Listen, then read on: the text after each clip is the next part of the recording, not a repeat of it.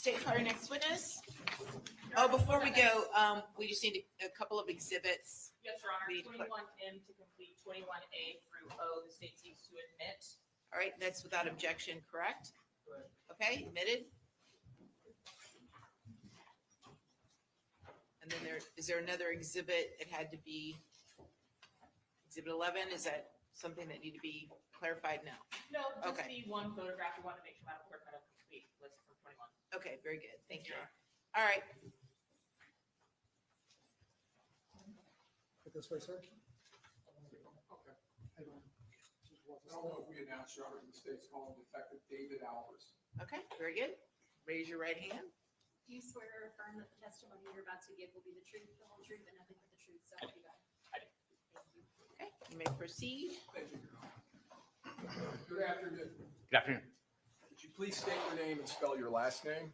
Detective David Alverson, A-L-V as in Victor, E-R-S-O-N. How are you employed, sir? I'm currently employed as a detective with within the Criminal Investigations Division for the City of Tampa Police Department. How long have you worked for the city of Tampa? Approximately 14 years. With the Tampa Police Department? Yes, sir. Prior to that, did you work for an agency in Rhode Island? Yes, I did.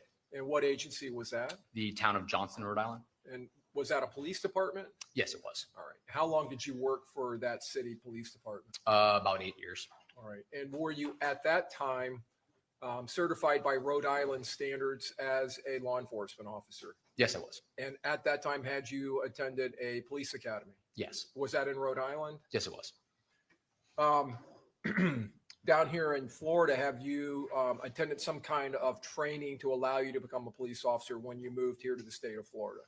Yes.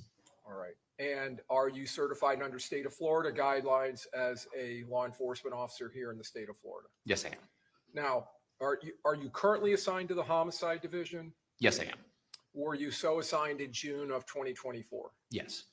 So I want to talk to you about the homicide division. As a homicide detective, do you, in addition to your annual qualifications and certification trainings that you have to maintain your certification as a law enforcement officer, do you do additional training and attend classes as it relates to your position as a homicide detective? Yes. Have you done that over the last several years? Yes. All right. Now, in the homicide unit, first of all, here in the city of Tampa, how many supervisors are assigned to the homicide unit? We have 2 sergeants that are assigned as our direct supervisors. Okay. And did you have 2 sergeants back in June of 2024? Yes. All right. And those are detective sergeants that supervise the entire homicide division or unit? That's correct. Okay. Now, is the homicide unit at the Tampa Police Department, is it staffed by multiple detectives? Yes. I believe there's currently a total of 12 detectives in the unit.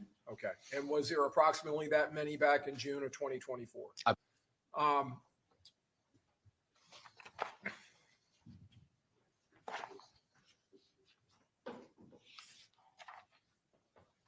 Was one of the detective sergeants back in June of 2024 Rachel Cholnick? Yes. Is she still currently a sergeant with the homicide unit? Yes, she is.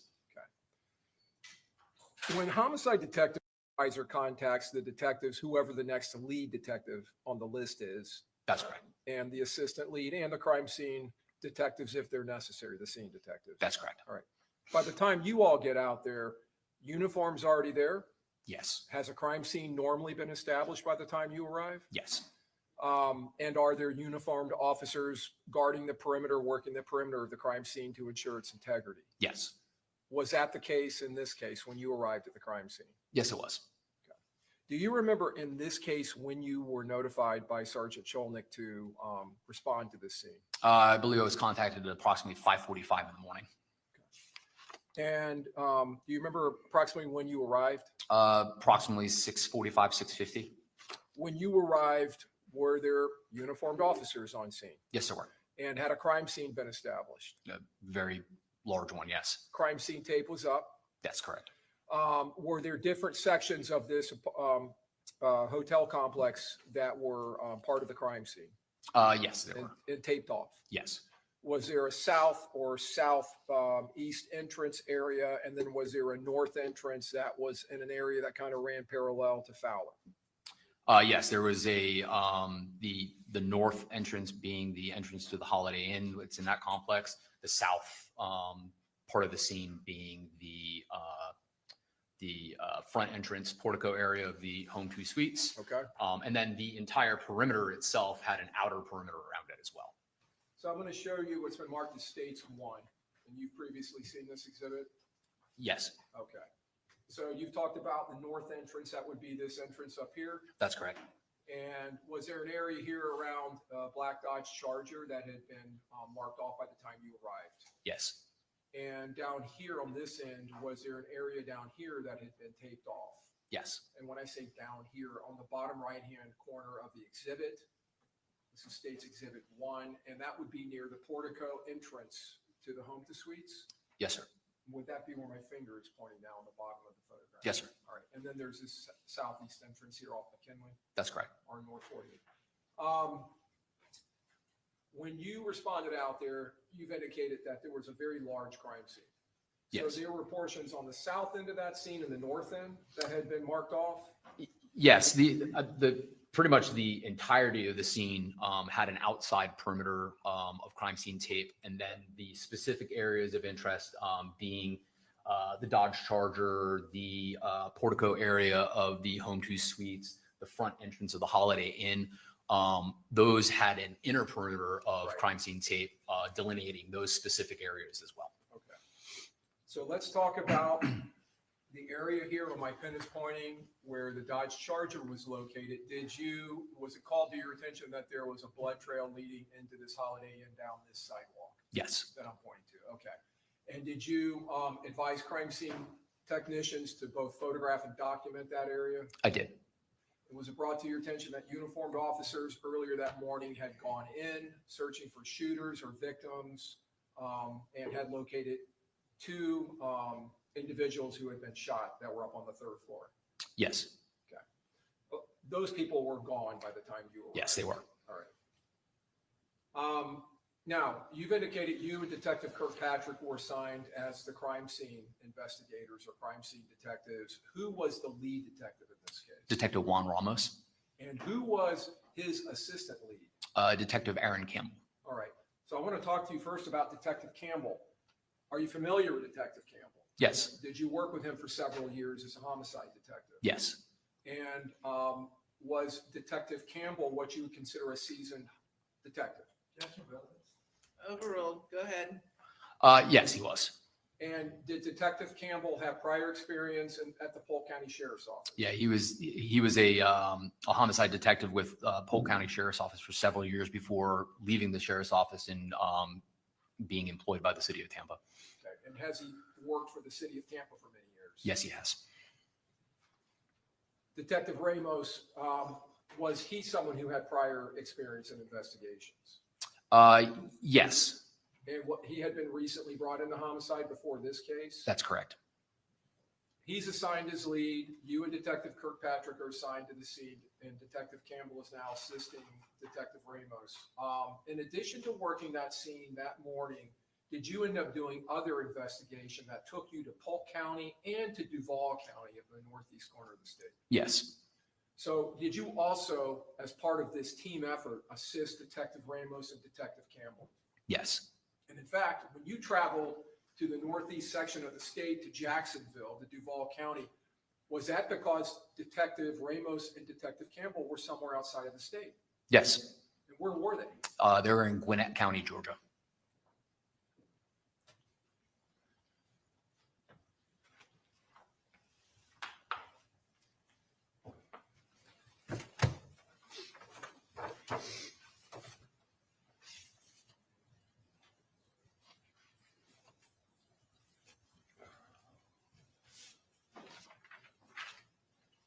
State 7A. Did you view this in the crime scene, this motor vehicle? Yes, Did you notice damage to the motor vehicle consistent with gunfire? yes, Is that pretty much all of those where those yellow tape markings are? yes,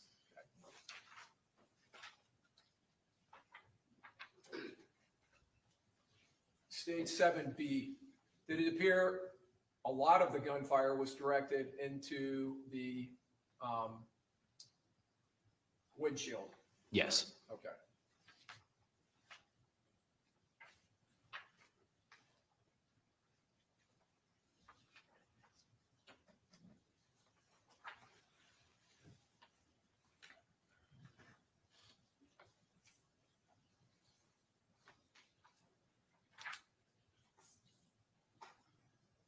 States 7E, and I'll direct your attention down here to the right corner of the photograph, and then states 7F.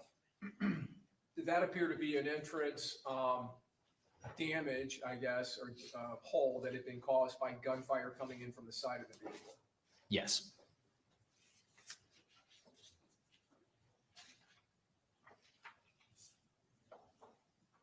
Seven E, in the back passenger window, again, was there apparent gunfire, a hole in the window and shattering the window that appeared to come in from the passenger side of the motor vehicle? I don't recall if it appeared to come in from the passenger side. It could have very well been a shot that went through the vehicle. And exiting out? Yes, but there were some apparent bullet strikes or bullet damage to the passenger side of the vehicle.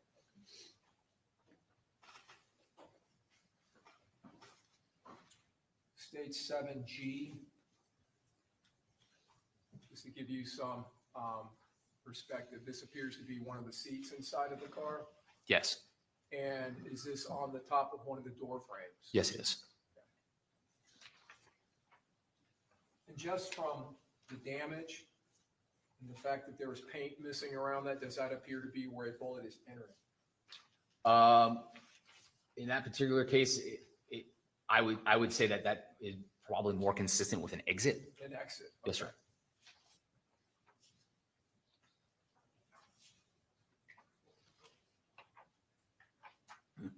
Stage 7I, this appears to be the rear, let me back out here. Passenger side, I guess quarter window, past the B pillar, I'm not sure what you would call this, but a little small window at the back of that door. Yes. Okay, so it's another impact of this window back here, a separate impact. Yes, sir. And all of that's on the passenger side. Yes, Is that correct? that's correct. Stage 7K going on to the driver's side. Did there appear to be damage running along the driver's side of the car, not from gunfire, but from some kind of impact to the car, Yes. or the car impacting something? Yes. Did there also appear to be damage from gunfire on the driver's side? Yes, it were. And I believe this is another mark here from an impact, Yes, sir. and possibly another mark here on the, so two on the driver's door. Yes, sir. 7L, that's a close-up of the one we were just looking at. 7M. 7N, underneath the driver's side, side view mirror, an impact. Yes.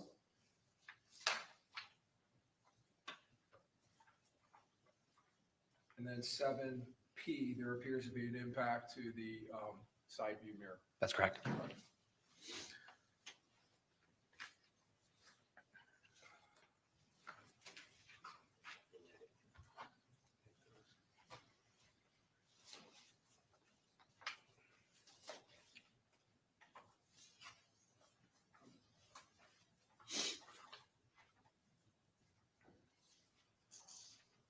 Six B, and we can see a red and gray here between the two seats.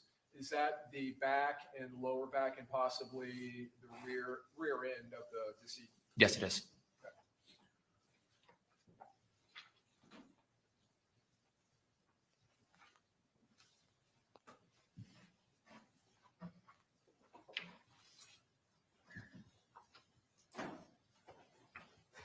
States 6E.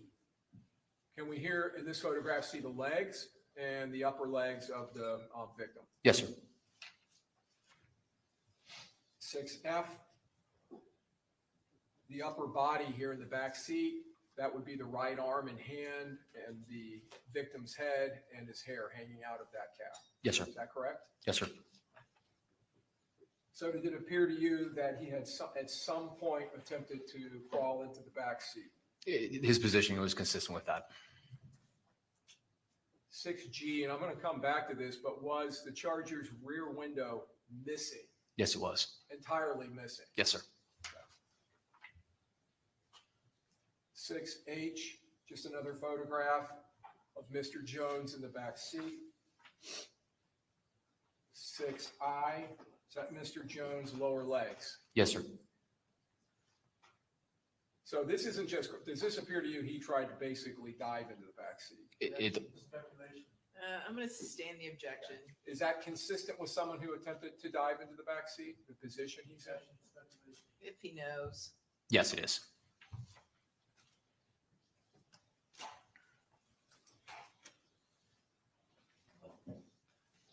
Stage 6K, was there a phone in the front seat? Yes, there's two.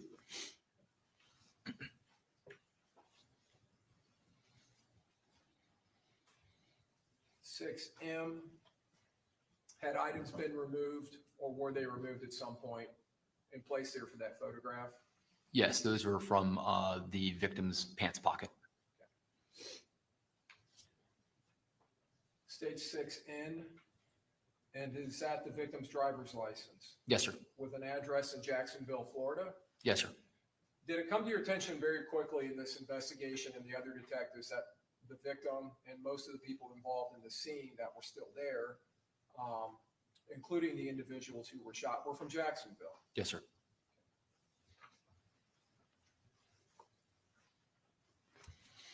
Stage 6O, was it brought to your attention that there was this Hyundai car sitting over here that was also involved in the shooting? Yes, sir.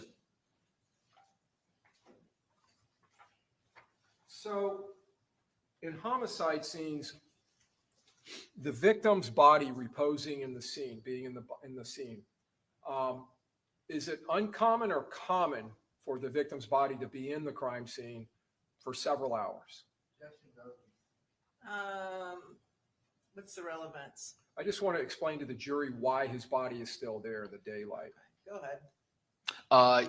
Yes, it is common. Okay. And is part of that based upon the jurisdiction over the body laying in another county agency here in Hillsborough County? Yes, sir. What agency is that? The Hillsborough County Medical Examiner's Office. Okay. And the medical examiner's office, is that an office that is staffed by forensic pathologists, medical doctors who conduct autopsies? Yes, sir. Is it their role and their job in, especially in homicide cases, to determine cause and manner of death? Yes, sir. When homicide responds to a scene, do you contact other agencies to potentially respond? Yes. Is the medical examiner's office one of them? Yes, sir. Do they have a dispatch or someone that you all have a number for that you contact? Yes. And do they notify you and let you know whether an associate medical examiner, a medical doctor, or one of their investigators are coming to the scene? Yes, they do. Do investigators come to the scene pretty much every time? Yes. Do doctors come to the scene sometimes? Yes, depending on the case and what time of day it is, whatever, but yes. Before they arrive, do you as the homicide investigators or crime scene molest the body or change its position or move the body in any manner? No. Why not? We don't have jurisdiction over the body. The body itself falls under the jurisdiction of the medical examiner's office. All right. So you basically, if I'm understanding you right, you have to wait for them to arrive. Yes. When they arrive, do they then photograph and conduct their own investigation, photographing the scene around the body, the circumstances that the victim is found in? Yes, they do. And do they at some point manipulate the body? Yes. Do they normally search for injuries? Yes. In this case, would they have searched to manipulate the body and palpate and feel around the body for gunshot wounds and other injuries? Yes. If there are items left in the pants pockets of clothing or in suit pockets or what have you on a person's body, will they remove those and allow Tampa crime scene investigators to photograph them and take them? Yes. Does your agency work hand in hand, your unit, with the medical examiner's office and the investigation of deaths like this? Yes, we do. All right.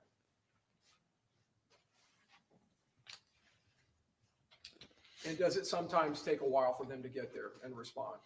Yeah, the combination, like just them getting there, but also us having to document and process the scene before the body is able to be removed. That can take an extensive amount of time. So again, it's not uncommon for a body to stay on scene for several hours.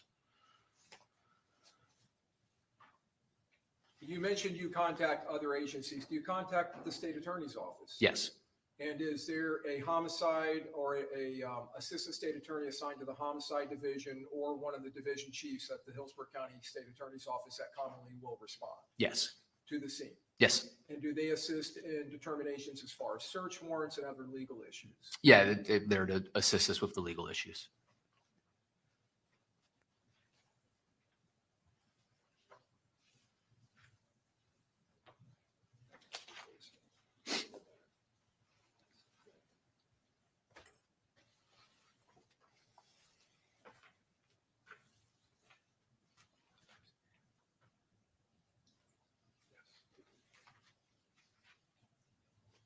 Now, were you at some time or at some point in this investigation summoned to the south end of the hotel? I'm showing States 5A. Yes. Okay. And do you recognize this area in the lower left corner of the photograph as the entrance to the home suites? Yes. Stage 5B, is that a photograph facing west at the south end of the home to suites? Yes. 5C, just another photograph actually depicting some debris in the road here. Yes. 5D, and I want to ask you about this. This is a photograph from the south facing north, is that right? Yes. Looking directly at the entrance door and portico area. So this would be the doors to the lobby? Yes, sir. All right. This motor vehicle, in your review of this case, and then we're going to talk about this in a little bit, but you all recovered some video in this case that depicted the actual shooting. Was that car sitting in that same position during the shooting? Yes. Did your investigation reveal who that belonged to? Yes. Who was that? It was the night clerk that was working the night of the shooting. The Okay. overnight clerk, I should say. And that car, did it sustain damage from gunfire? Yes.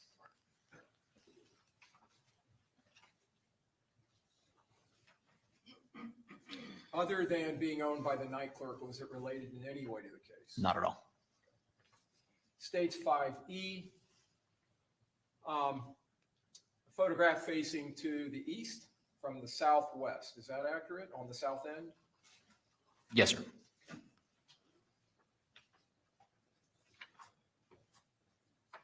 States 5F. This photograph, you tell me, what is that? What part of the hotel does that show? The home suites. So that's going to be the west side of the building. This is essentially the taken from the southwest corner of the property itself, looking down the west side of the building and right off to the side by that white SUV. You can kind of see that includes the westernmost portion of the entrance portico area of the hotel. Did your investigation reveal that there is like a patio and pool area in this area on the west side of the building? Yes, sir. And were there cameras located in those areas? Yes, there were. Were there cameras located on the south end of the building that reflected areas here in the south and southeast of the south end of the building? Yes, sir. Through the investigation, was it determined that windows and walls on this west side of the building had been struck by gunfire? Yes, all the way at the very northwest corner of the building. So all the way down here. Yes, sir. That would have been, well, let me move to another question. States 5G, this photograph of cars on this side, here on the west side of that south, I guess it would be the southwest corner of the property. Yes, that's essentially the last photo you just showed was oriented northeast, essentially looking at the building. This is just looks like it's taken from the same area, just oriented more due north. And we see the Holiday Inn up here. That's correct. All right. Now, were several cars parked in this perimeter going down this west side and across the south end of the building. Were they struck? There were multiple cars that were struck. Yes, sir.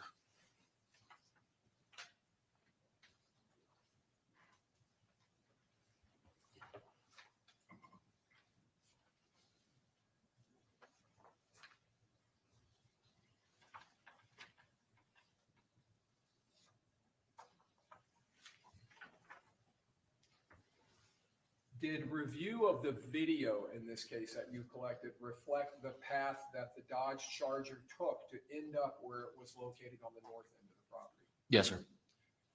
Is part of that path reflected in that photograph? Yes, it is. Can you, if you could, stand up and show us the path just in that photograph that would have been covered, or the areas covered by the Dodge Charger in flight from the shooting? You can actually see, so essentially there's a dumpster, concrete structure with a dumpster. That's this right here. It's a tan rectangle object, you can see. In between the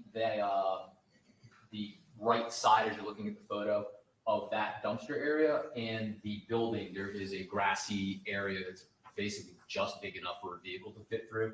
You can actually see on the pavement here, the vehicle fluids that were leaking from the victim's vehicle as it fled. Basically fled, went right in between the dumpster area and the building, and wound up coming to rest where we found it. All right. And that car that's parked there obviously wasn't there. No, that's a police vehicle. That's a police vehicle, okay.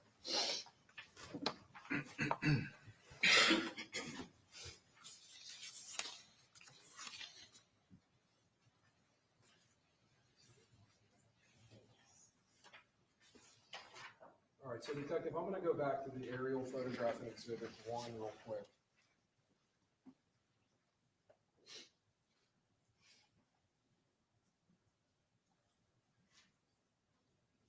This little gray area right there, is that part of that fluid trail? Or does it appear to be where the fluid trail would have been? Yeah, it appears to be where the fluid trail was, or the Right. approximate location of it. So you've indicated that the victim's car followed a path going north here through the parking lot and then went in between the building here and the dumpster there. So in this area, are there some kind of barriers here or curbs that it would have gone over? Yes, there's a curb there.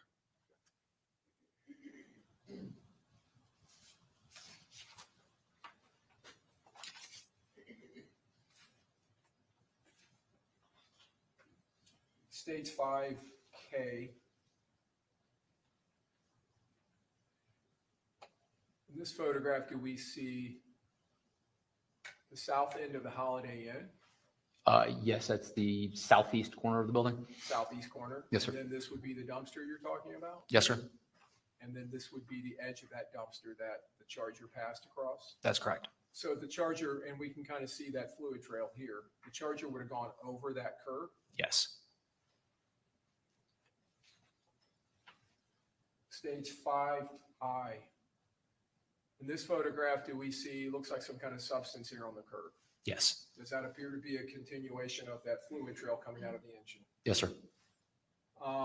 And then are there items in here or markings that are consistent with the vehicle traveling through here?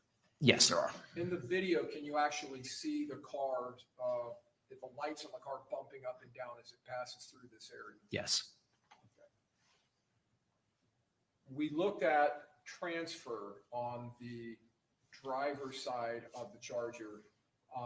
Could that have been caused here in this area? Yes, we actually believe it was possibly caused by it actually sideswiping that vehicle that you see parked there. Okay, sideswiping a car that was parked on that side. Yes, sir.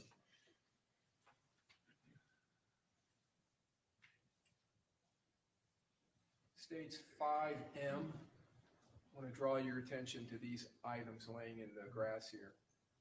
All right. And this would be the eastern side of that, that little structure next to the dumpster. Yes, like photo is basically taken with, if your back would be facing the northwest corner of the Home 2 Suites building, looking directly west Right. at the dumpster. Okay. And it shows the little sidewalk that it looks like the vehicle traveled across. Yes, sir.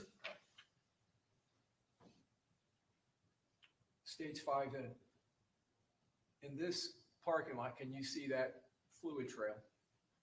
Yes. So in this parking spot, are there small curbs at the far end of the parking spots for stops, tire stops? Yes. Does it appear that the Charger went over this also, Yes. that concrete barrier? Yes, sir.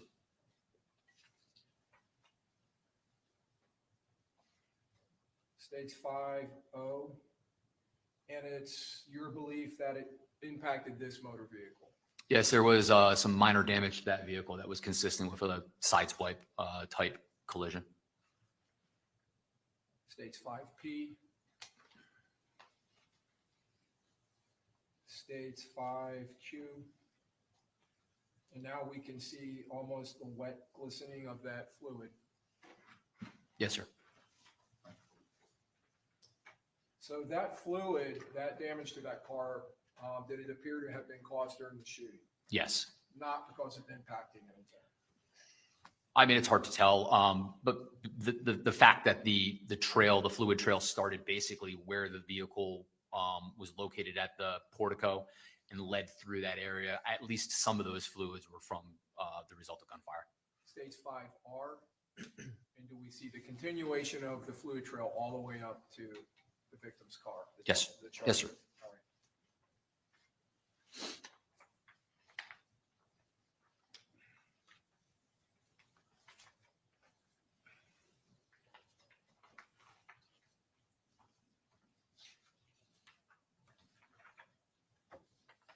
So I want to go back to stage 5M. These items on the ground here. Stage 5N. This item. What are those items? They appeared to be the plastic molding from underneath the vehicle that or shrouds from underneath the vehicle in the area of the engine compartment of the vehicle. Stage 5P. What is this item? That is the rear windshield of the victim's vehicle, or rear window. Is it believed that that popped off of the vehicle when it was making impact with these barriers? Potentially. And does the window appear to be shattered? Yes, it does.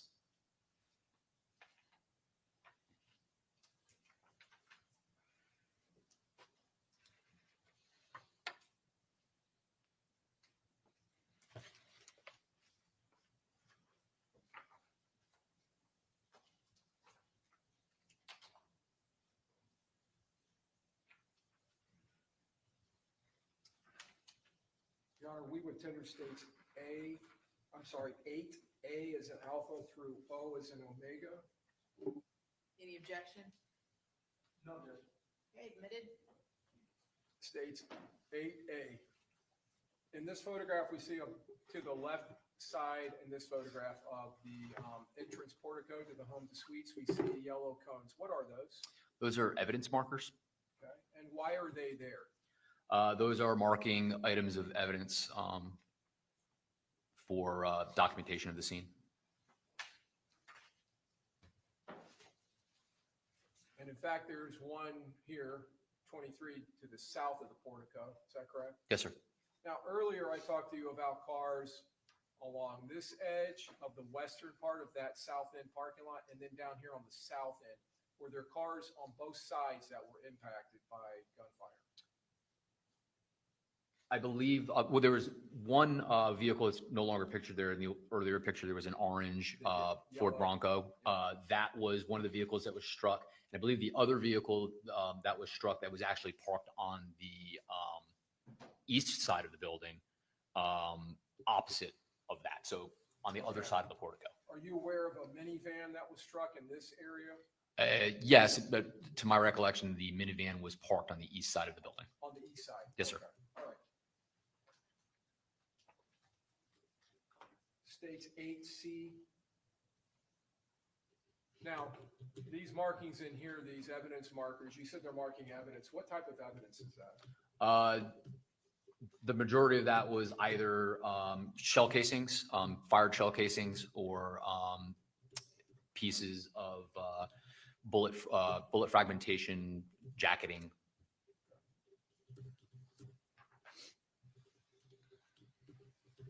States 8D.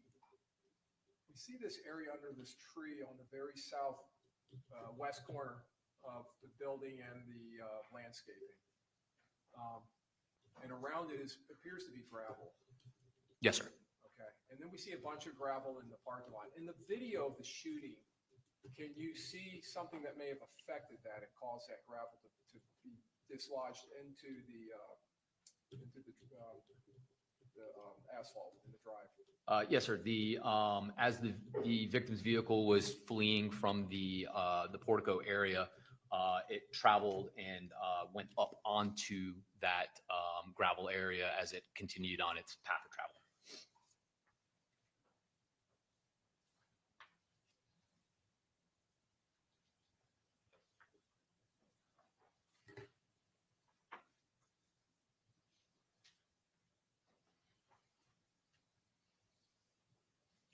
States 8H. Going around this corner here of the building on the other side of this Lexus SUV, is there a sidewalk that leads up the west side? Yes. And does that lead into that patio area where the pool is? Yes, sir. In the video of the shooting, does it appear one of the shooters moves through that area? Yes, sir.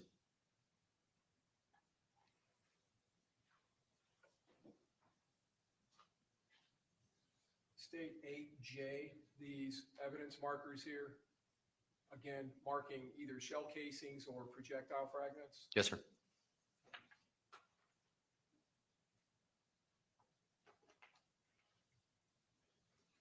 States 8K. There are markers now in this photograph that we're seeing underneath the portico. Are those mostly marking projectile fragments? Yes, sir.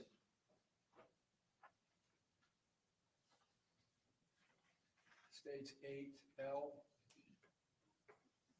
So we have evidence markers underneath the portico leading up here against the south wall of the building. And again, are the majority of these in this area fragments? Yes.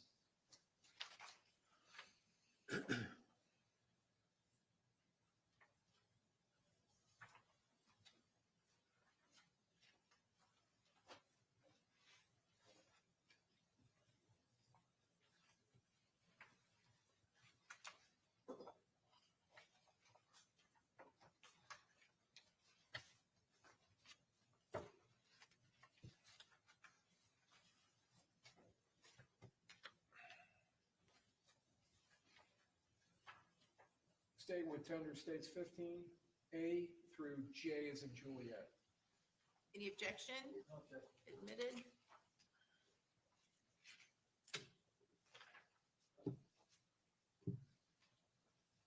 A. Do you recognize what's depicted in the photograph? Yes, sir. And what part of the building is that? That's the front of the building, underneath the portico on what would be the southeast corner of the building. And these are 1, 2, 3, 4 large round, almost to ceiling windows here. Yes, sir. And is one of them, or does one of them appear to have been affected? Yes. Is it this one, the third one? Yes, sir. And this down here, is that shattered glass Yes, it is. at marker 24? Yes, sir. And does that appear to be from gunfire? It does. States 15B, just a close-up photograph. States 15C associated to that. Was there an impact in the corner of the window? Yes. And we can see, this is the frame of the window, and you can see broken glass inside of it. Is that correct? Yes. And is this the impact of the fire projectile? Yes, it is. States 15D. Is that one of the impacts to the window? Yes, it is.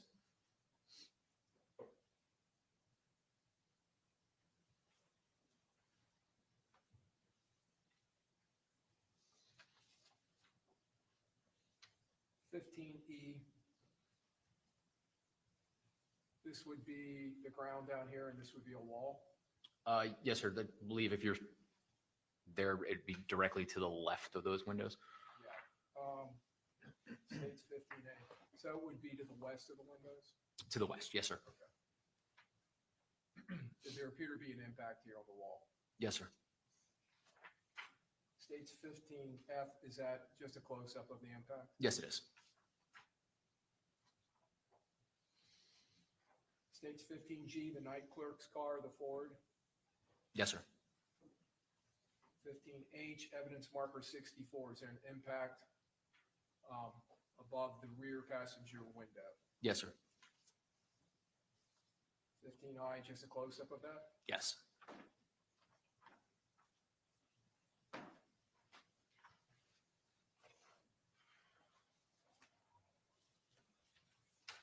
State what tender states 9A is an alpha through Z is in Zulu. Any objection? No objection. Permitted. Showing you what's been marked as 9A. Evidence marker 22.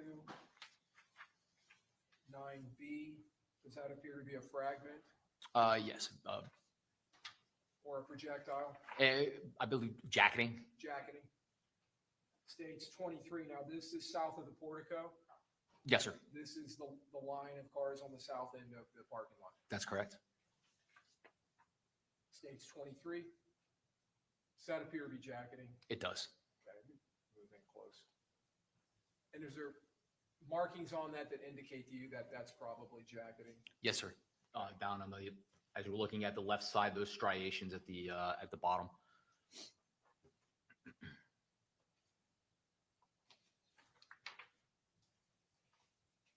States 25.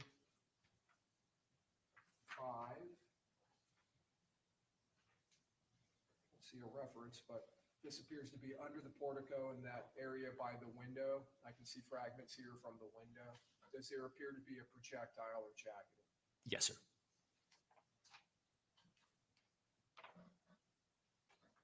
Underneath that impact we looked at earlier on the wall to the west of the windows that were broken, or the window that was broken, in states 9G, we see evidence markers 27 and 26 on the ground below it.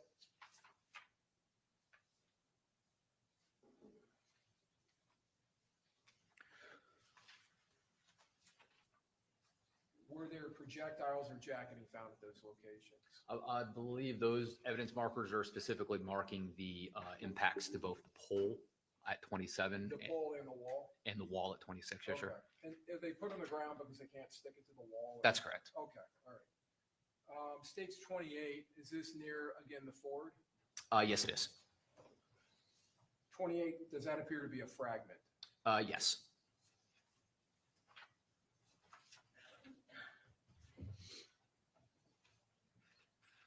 In 9J, would this be markers that are on the west side of the portico, Yes, leading to that sidewalk that leads to the southwest corner and the drive? that's correct, sir. Okay. So states 29, we can see jacketing, and it looks like a fragment of a core maybe. Yes, sir. States 9I, So more jacketing. is that jacketing? Yes, sir. States 9M, Again, more fragment jacketing. at evidence marker 30, there appears to be an item, a flattened item, maybe some type of a projectile or part of a projectile. Or fragmentation from the vehicle punching through the sheet metal. But yes, Okay. it looks like some type of debris. And then What obviously jacketing. Jacketing, okay. And when you say jacketing, that's going to be jacketing that's on the projectile itself that is separated from it. Yes, the bullet itself, the projectile itself is, in this particular case, is wrapped in a copper jacketing and has a lead core on the inside. It's common for the jacketing to shed when it hits hard objects. States 9Q.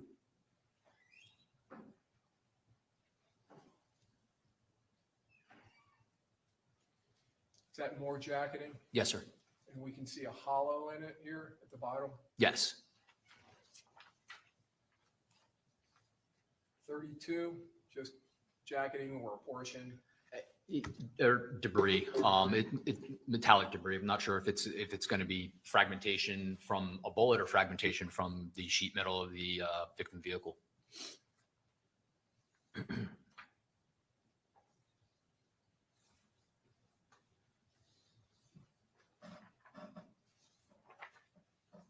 States 35, again, more jacketing. We can see the striations you were talking about. Yes, sir. Is that common in fired projectiles? Yes. Is that part of the jacketing, or I'm sorry, part of the rifling being imparted to the projectile? Sometimes, depending on the full sample, but often, yes, it's from the rifling of the barrel. And states 9Z. This almost looks like a ring as it lays there. Is that jacketing? It is.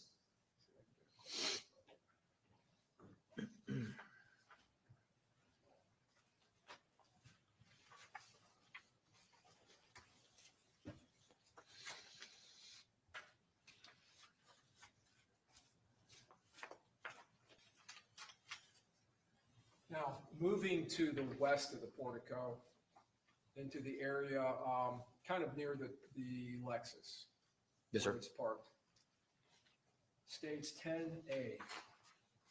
What is this item that's marked here at 37? That is a spent or fired shell casing.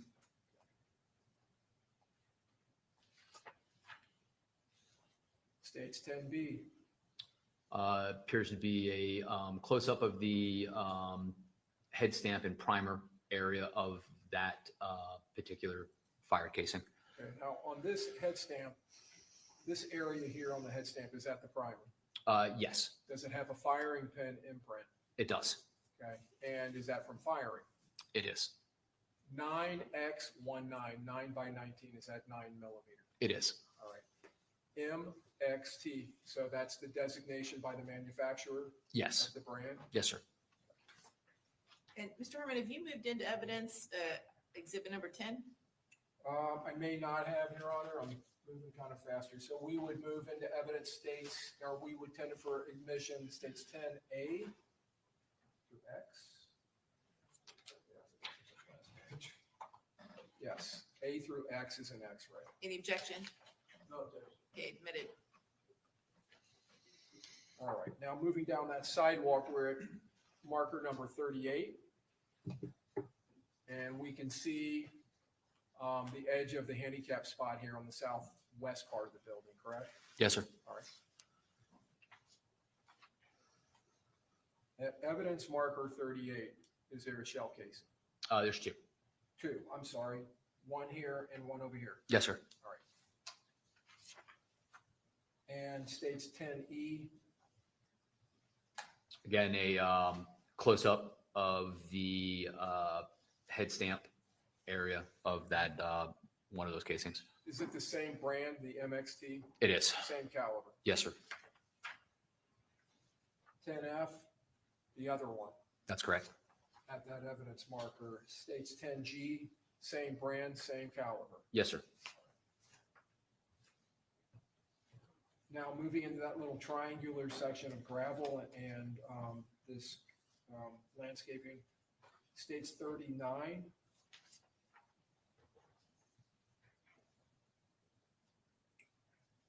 And this is states, I'm sorry, not states 39.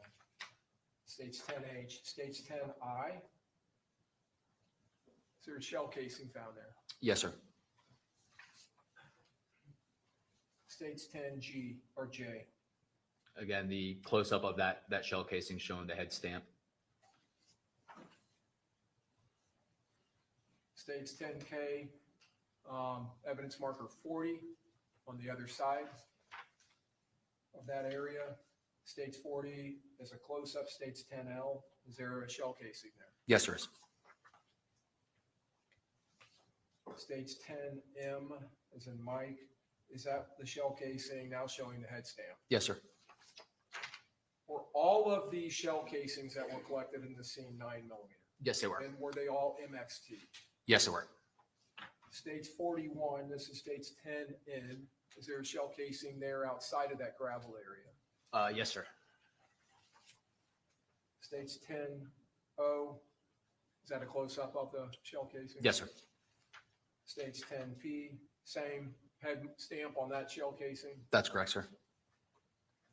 States 42, another shell casing here. Yes, sir. Close-up in states 10R, Yes, sir. same head stamp, and this is in states 10S. Yes, it is. Same caliber, same manufacturer. Yes, sir. States 10T, evidence markers 44 and 43, shell casing and shell casing. That's correct. States 43, a close-up. Yes, sir. And states 10, V is in Victor. We can see the same head stamp, same caliber, same make. Yes, sir. States 44, this is states 10, W is in whiskey, evidence marker 44. We can see it on shell casing. That's correct. States 10X. Head shell stamp. casings, head stamp. Yes, sir.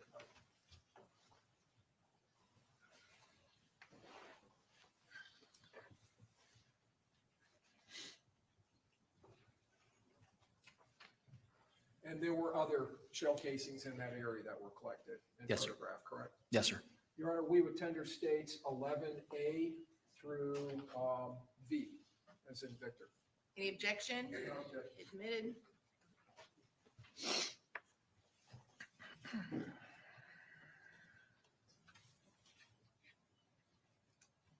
We would tender states 12A through T as in Tango. Any objection? Okay, admitted. And states 13A as in Alpha through I as in India. Any objection? Admitted.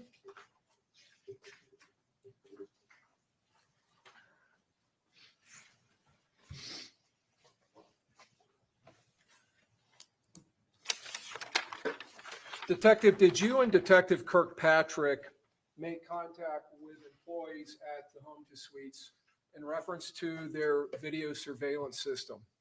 Yes, we spoke with the hotel's general manager. And did you take note that there were exterior cameras? Yes, sir. Did they allow you and the Tampa Police Department to review their video system for potential evidence that may be related to the case? Yes, sir. And was video evidence located that actually depicted the shooting? Yes, sir. And was that collected? Yes, it was. Was the date and timestamp checked on that Yes, sir. video system? Yes. And what is it being checked against as far as the time? We used the National Atomic Clock of the Naval Observatory. Okay. And is that accurate time? Yes, it is. And was there an offset of time? Yes. And what was that? 1 minute and 45 seconds. 1 minute and 45 seconds fast, No, I'm sorry. The video footage was 1 minute and 45 seconds slow from real time. slow from real time. Yes, sir. Okay. And the date was correct? Yes, it was. All right. Now, in the parking lot, I'm going back to states one.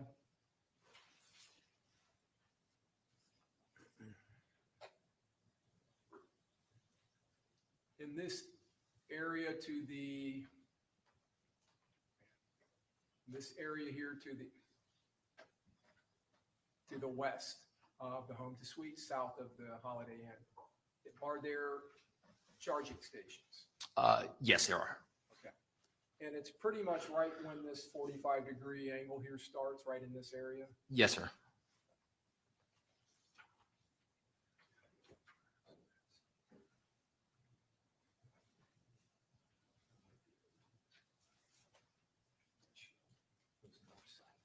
We have one moment. Yes.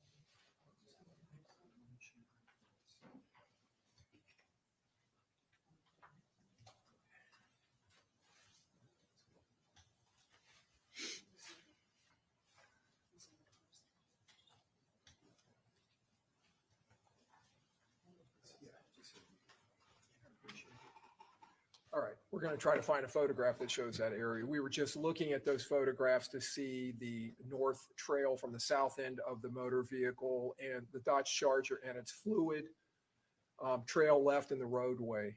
Yes, sir. So you saw the Tesla charging and you saw there was a Tesla sitting there Yes, sir. parked. Yes, sir. All right. And did you and Detective Kirkpatrick have a discussion about any potential surveillance video from that motor vehicle? Yes, we did. Do you have knowledge that Teslas have a Sentry system Yes. that if it's activated and the car actually has that installed through Tesla, that it can record around the vehicle? Yes. Sustain is deleting. Okay, I can rephrase. Are you aware of any kind of security systems within Tesla motor vehicles? Yes, if equipped with the Sentry mode system, and if it's activated, Teslas have cameras pretty much covering 360 degrees of the vehicle itself. So all around the vehicle, there's cameras.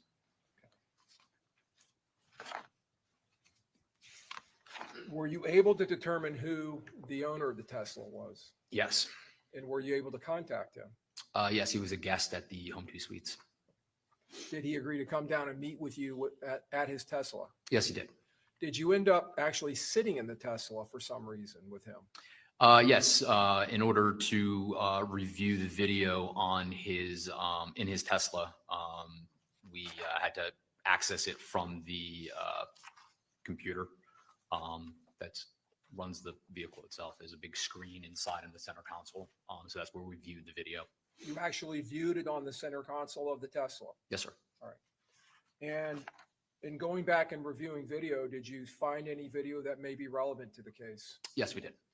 And was that video collected? Did he give you consent to collect it? Yes, he did. Was there a date or timestamp on the video? Yes, there was. And was the time, well, first of all, was the date accurate? The date was accurate. Yes. Was the timestamp checked again against the standard that you used earlier when you were checking the surveillance system in the Home 2 Suites? So if the Tesla itself, there's no way to, like, if we were viewing video from a DVR system that's a security surveillance system, like say inside the building itself, we can look at that video in real time, In live real time. time, and be able to see the time and time and date that it's currently recording. However, the way that the Tesla works, there's no way to view live time. So what we were able to do though is specifically go to the approximate time frame that we knew existed from the Home 2 Suites, and then went to that time to see if there was any activations of the Sentry mode camera systems in the Tesla at around the same time of the events from the Home 2 Suites, and we were able to compare it to that. And based on that, it was, I think, maybe only a couple seconds difference. Okay. Couple seconds difference between the Tesla and real time. Yes, sir. And the date was accurate on it? Yes, it was. Okay.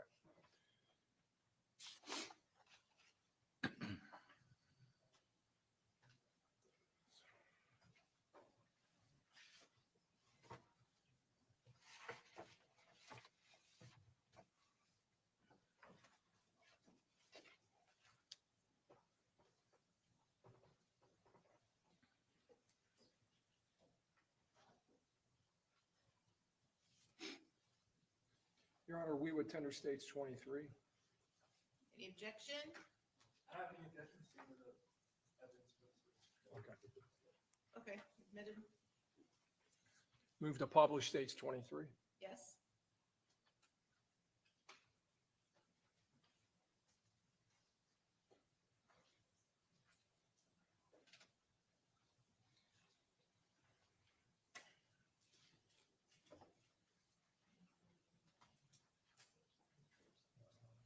I don't think so.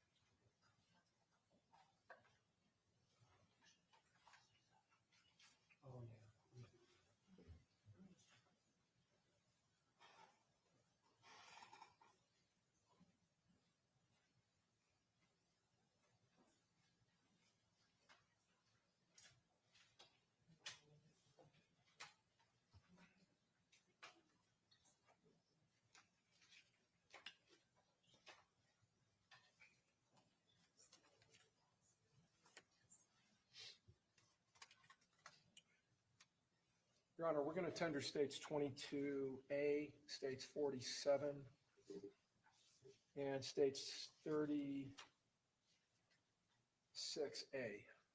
Any And those are all objection? items I've shown to council. Okay, so that's 22A, A, 47, 27. and then 36A. Okay. All right. Noted. So I'm going to move to publish 22A.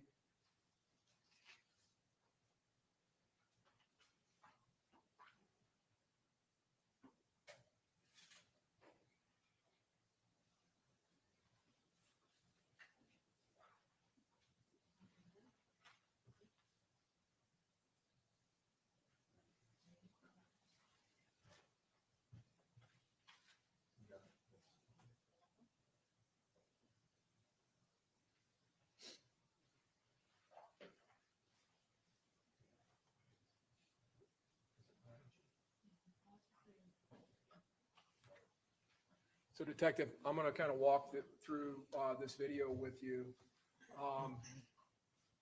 In reviewing the video from the home to suites, did you find cameras mounted not only on the south end of the building, but around the perimeter of the building? Yes, sir.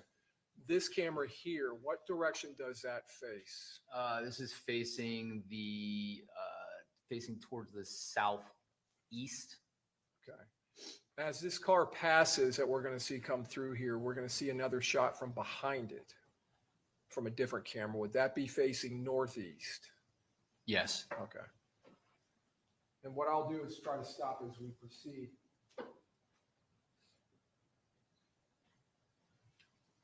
Was this car, did it become a car of interest in the investigation? Yes. Okay. And were you all able to identify the make and model? Yes. Okay. And what was it? Chevrolet Impala.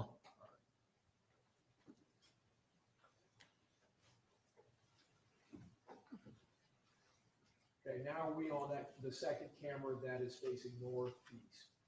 That's correct. All right, so up in the upper part of the screen, middle part of the upper part, we see a roadway. Would that be McKinley? Yes, sir. And would that be the intersection with Fowler? Yes.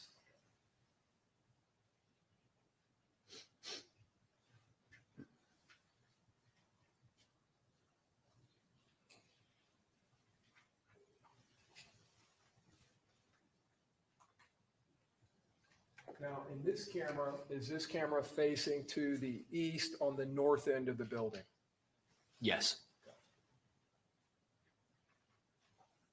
Is that the same vehicle? Yes, it is.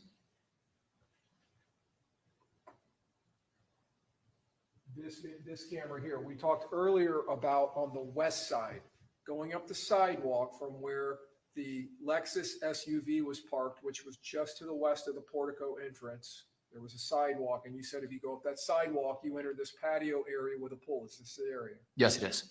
Okay. So where the car is now, is that the area where the Dodge Charger's fuel trail or liquid trail, fluids trail ends up being left? Yes, sir. As it's fleeing. Okay. The area that's just on the other side of that van where we can see the Impala, is that approximately, in fact, let me just step up here. Are these the charging stations here for the Tesla? Yes, this is the charge station. I believe that's the Tesla right there. Okay. All right. And I apologize. I don't have anything a pointer that'll work on that screen. Did you all make note of the fact in this video that Impala had circled around the north end of the building? Yes, sir.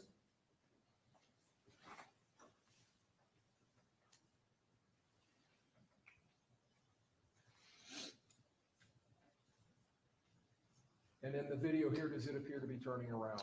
It appears it does like a 3-point turn to turn around and go back the other way.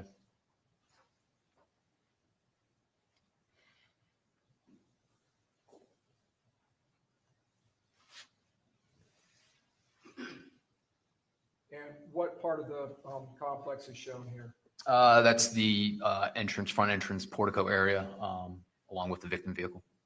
And then we just saw the southeast or southwest corner of the building. Yes, sir. Now, that car, that Chevy Cruze, was that identified as a suspect vehicle?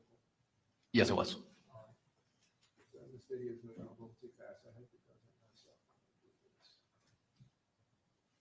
Okay. And is this again the Impala? Yes. And is it moving out of that 3-point turn? Yes, that's right in front of the Tesla. Okay. And I wanted to ask you about that. So this camera here, this is not part of the home to suite security system. No, sir. Is that from the Tesla? Yes, sir. So that's going to be the front end of the Tesla or a side of the Tesla? Yeah, I believe roughly the front Okay. end of it. Yes, sir.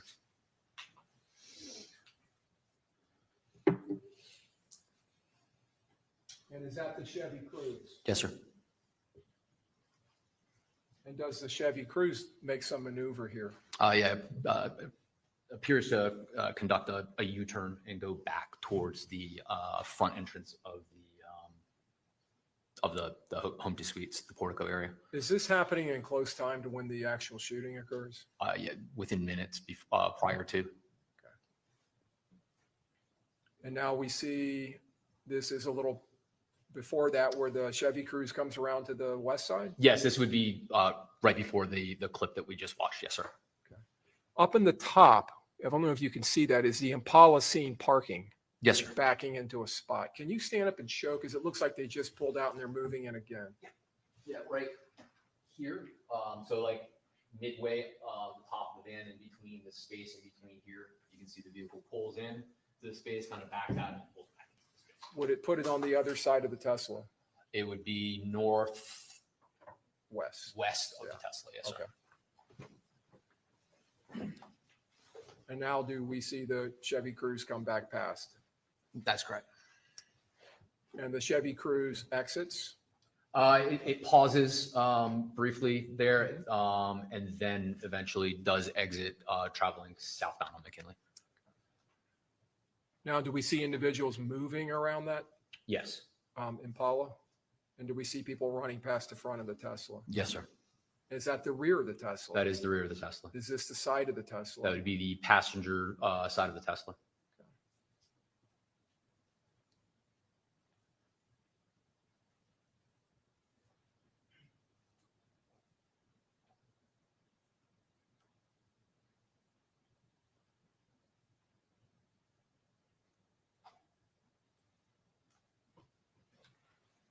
I want to back up a little. In this shooting event,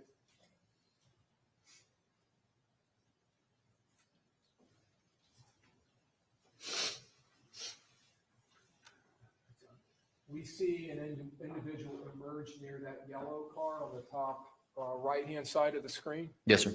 in between the Mercedes and what you identified earlier as a Bronco, Yes, sir. yellow, orange colored. Does that person appear to be wearing something over their head and face? Yes, sir. And what is it? A mask of some type, like a ski mask type. Okay. Is that the individual, or is he dressed similarly to the individual that is seen just a few seconds before on the Tesla video going down that grass area behind those cars? It appears to be, yes, sir.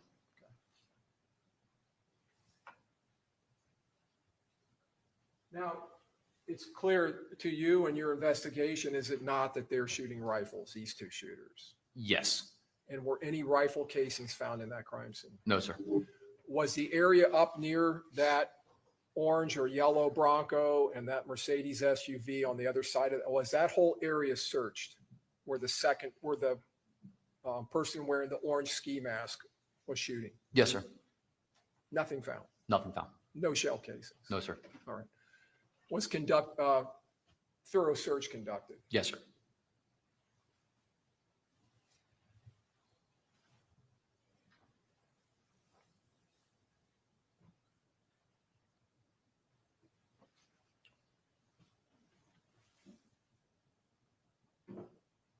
Now, where I paused it is the Charger going through the area we discussed it earlier, where there's the two curbs, the sidewalk, the panels from possibly from underneath the car that are found. Yes, the vehicle just passed north, followed by one of the suspect shooters on foot behind it. And can you see the car bouncing as it goes over that area? Yes, sir. Now, we're seeing flashing from the left-hand side of the screen. Is that the shooter with the orange mask? Yes, sir. And is he shooting from a position that's near the Tesla charging station? It's right next to the Tesla itself. Now, we see a consistent rhythmic flashing now. Is that the alarm system on the Tesla or some other vehicle going off? I believe it's from the Tesla itself. Yes, sir. All right. And could that have been caused by the concussions from the firing of the gun? We believe so. Yes, sir.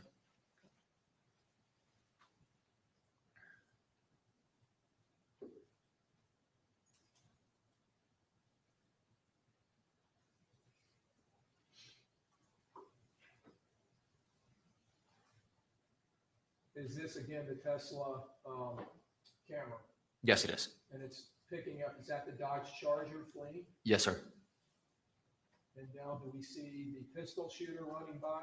Yes, sir. And then the second shooter. And now the person with the mask on. That's correct. And is that a camera that appears to be on the west side of the Tesla? Yes, that's the driver's side. Okay. And are all the individuals running back to the area where we previously saw what appeared to be the Impala backing into a parking spot? Yes, sir. They are.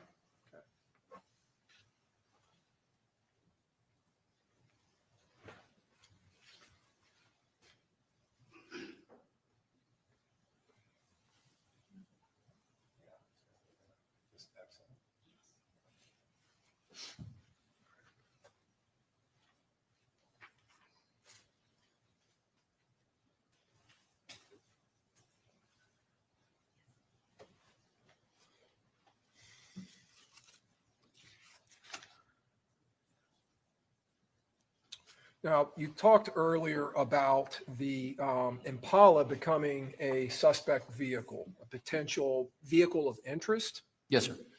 And did you, in your investigation with the other detectives, pursue investigation of that vehicle? Yes. Did that include, through investigative means, obtaining at least a description and then later a tag number for it? Yes. And was that tag number put into some type of a system where it could potentially give you alerts off of license plate reader cameras? Yes, sir.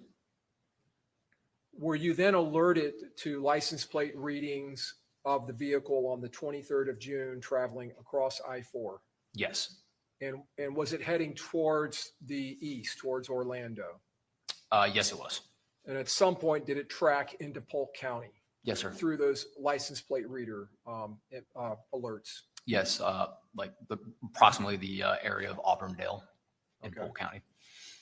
And then did you notice through the LPR activity that there were other license plate pickups of that tag as the car was being operated in the Auburndale area? Yes. And this was going to be, this would be this on the 24th, 25th, and 26th of June moving forward?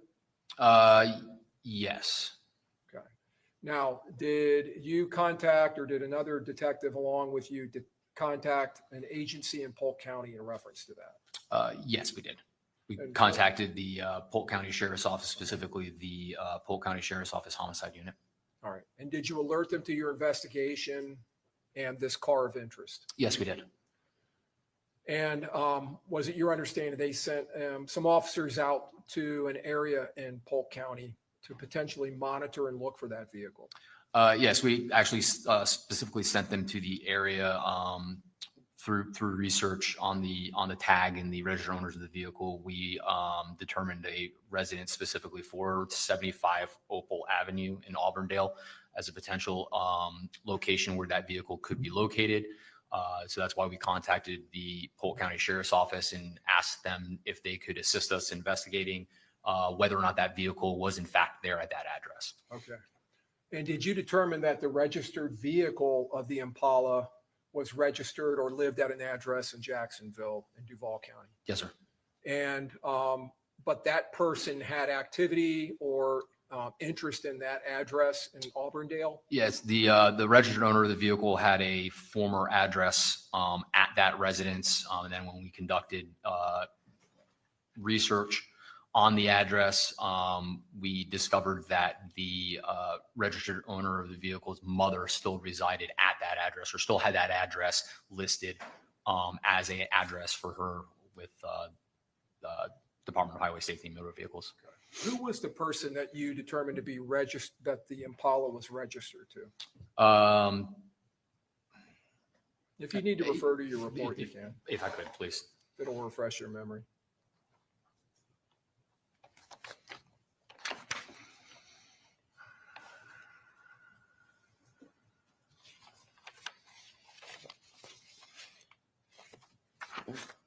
The vehicle was registered to Damelie Lyle. Okay.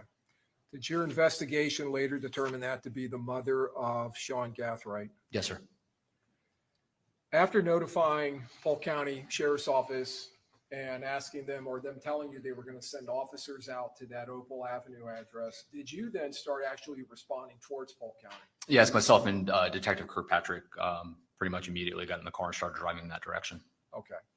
And did you in fact make it over there to Polk County? Yes, sir.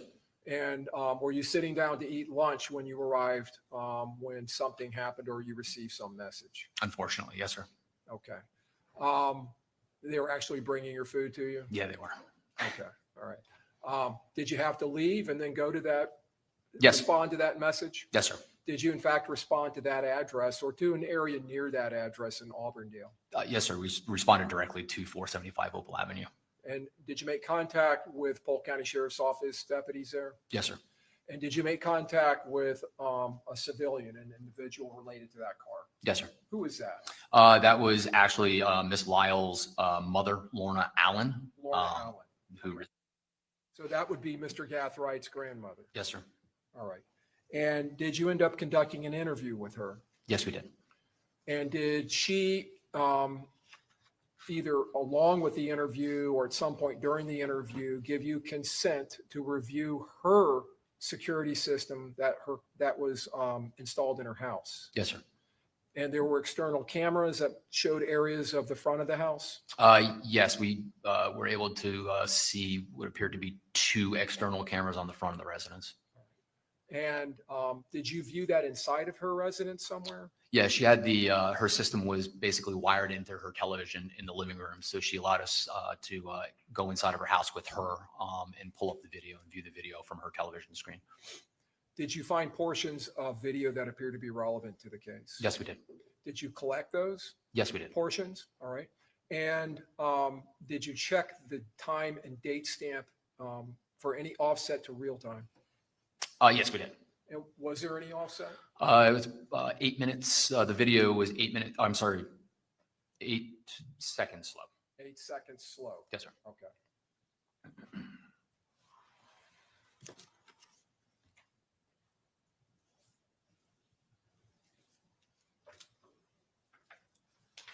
All right, Your Honor, we would move to published states 47.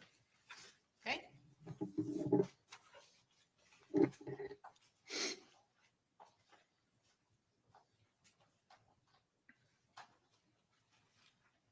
Has that been admitted? It has. Okay.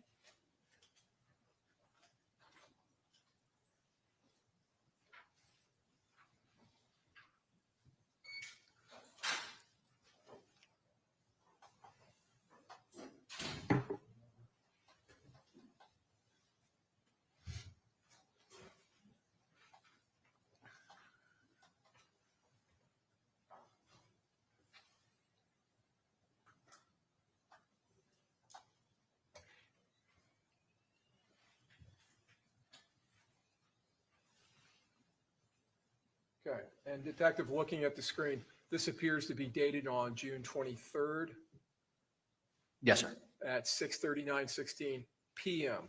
Yes, sir. All right, and were you all looking from the 23rd forward because that was the date of your murder? Yes, sir. Now, did you, in the video, does it show the Impala that you're interested in this case? It does.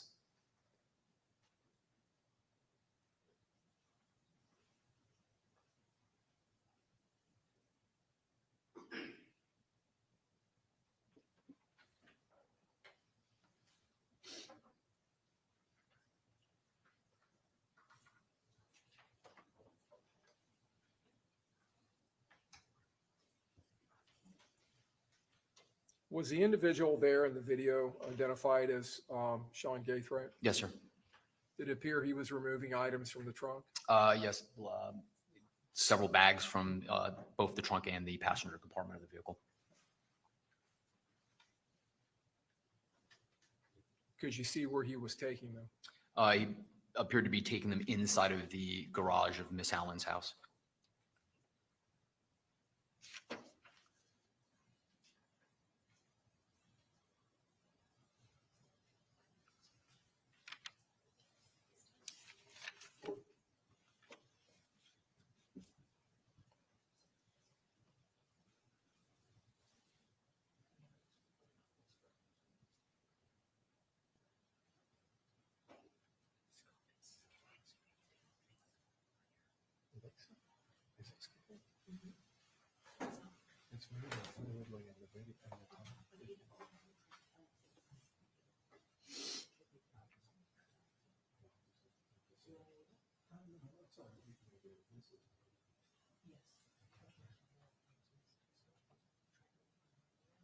Okay, yeah.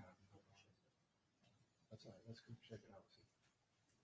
All right, so we're going to try to play that on a different player because the video you obtained did not skip like that. No. Okay, all right.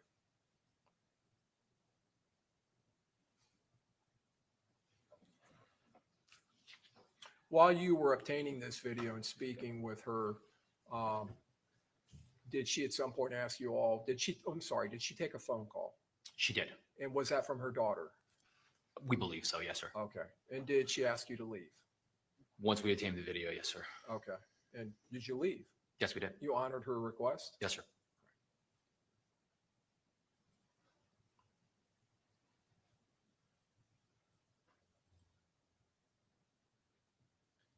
Well, it was what we meant.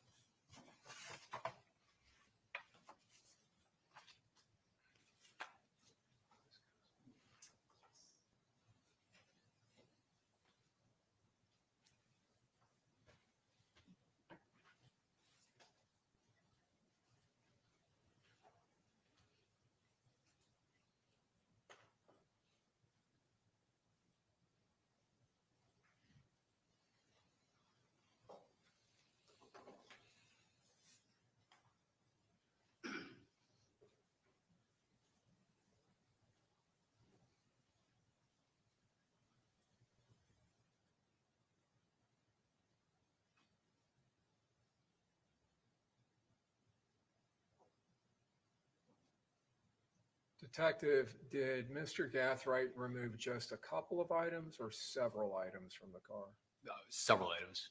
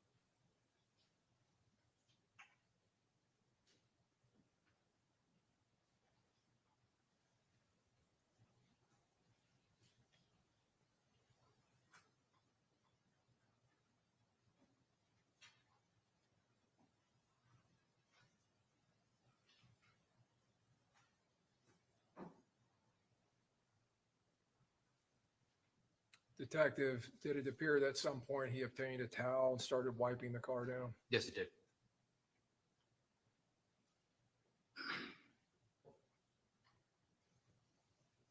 Did it appear that he removed some clothes from the back seat earlier?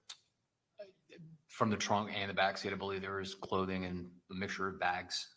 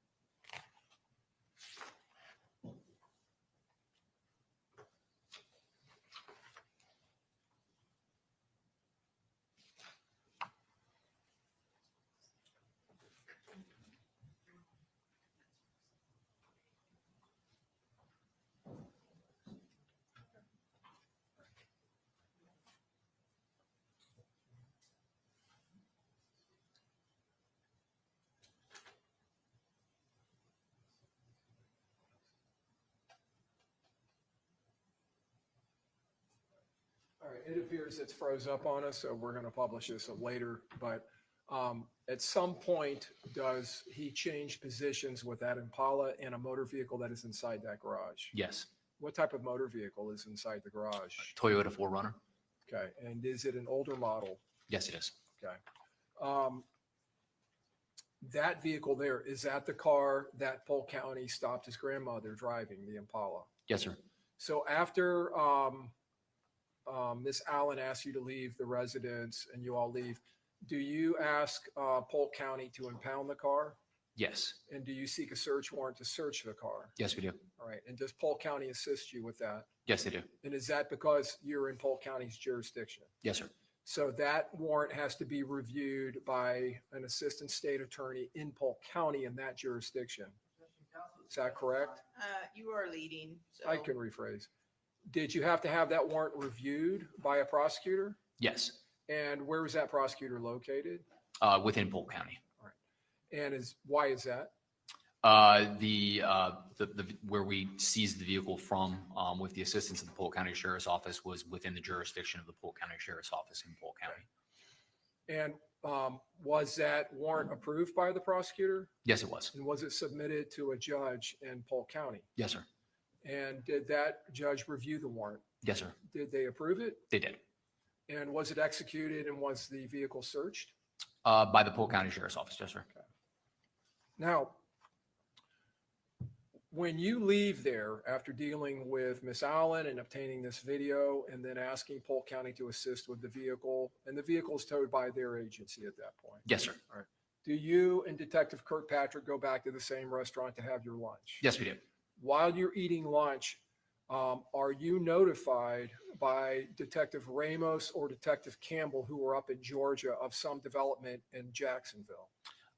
Yes, we actually were able to finish our lunch, but we were en route to the Polk County Sheriff's Office to execute the search warrant that was approved. Okay, from lunch. Okay. And that's when we received a call from Detective Ramos and learned of the development of the case.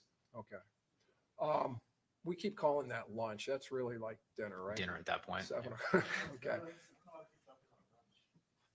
Yeah. I'm sorry. What?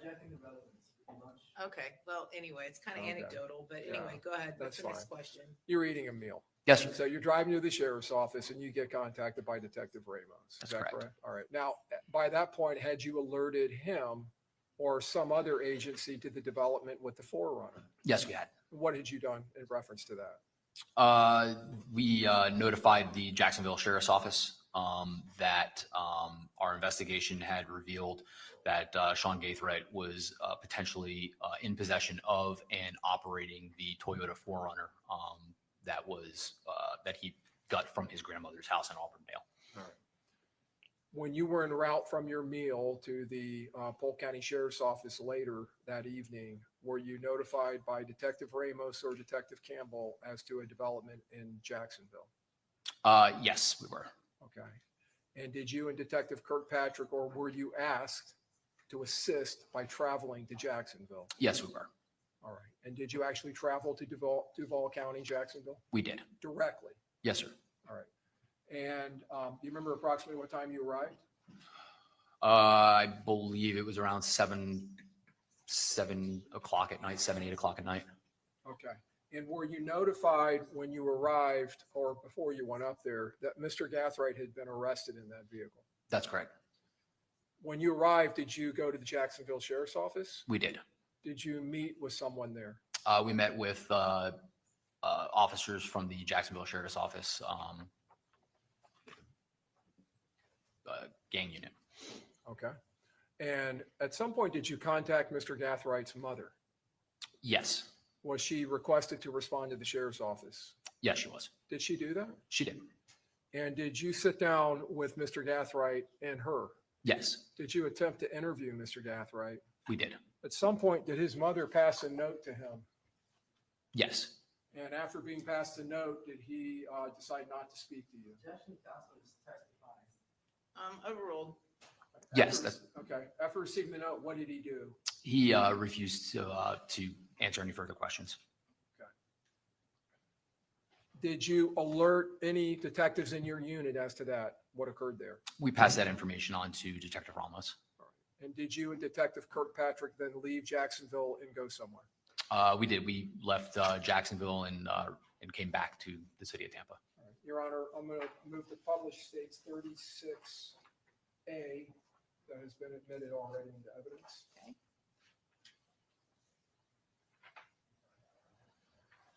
Do you recognize, well, let me go back to this.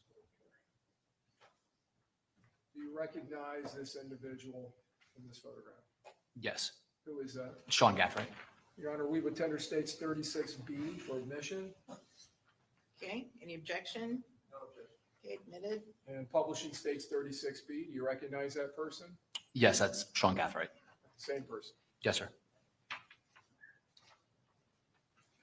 I'll tender the witness. Okay, cross.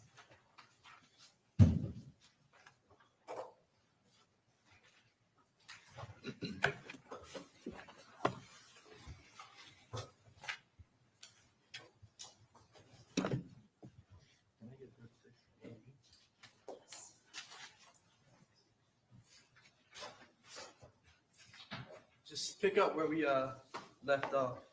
This is Sean Gathright. Yes, sir. That's Sean Gathright on the day of or the day after the murder of Charles Jones. I'm not sure when that photo is from, but that is Sean Gathright at or around the time of the homicide. Okay, at around the time of the homicide. This photograph here is Sean Gathright as well. Yes, sir. This is not at the time of the homicide, correct? No, it appears to be a booking photo. Well, whether it's a booking photo is kind of irrelevant. What I'm asking is this at the time of the arrest? I mean, I'm at the time of the incident, the murder. No. All right. You see the difference between the two, right? With Mr. Gathright, Yes. that his hair is much longer in the picture where it's closest to the incident. His hair is longer in the incident, the photo that's closest to the incident. Yes, sir. Okay.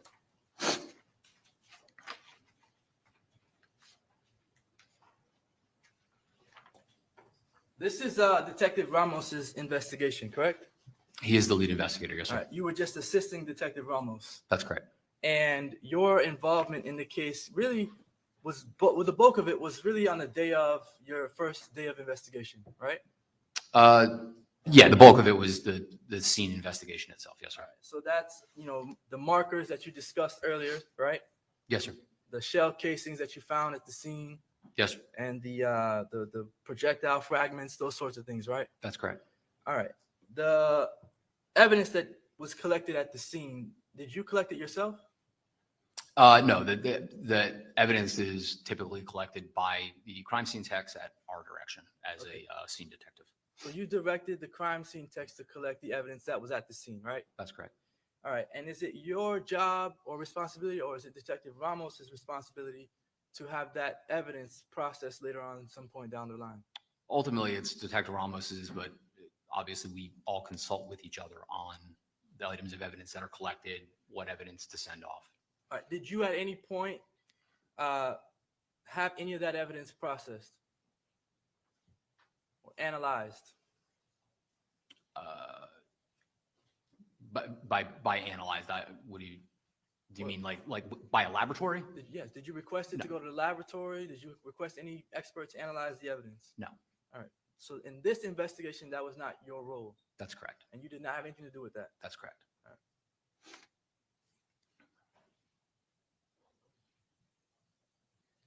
You spoke to Sean Gathride's grandmother at her house, right? Yes, sir.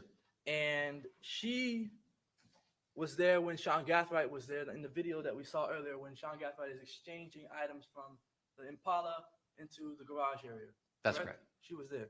Was she standing outside with him, with Mr. Gathright? I believe she was in the garage. You can see him talking to her, and then at the very end of the video, before he leaves in the Forerunner, she is outside in the driveway, and he gives her a hug.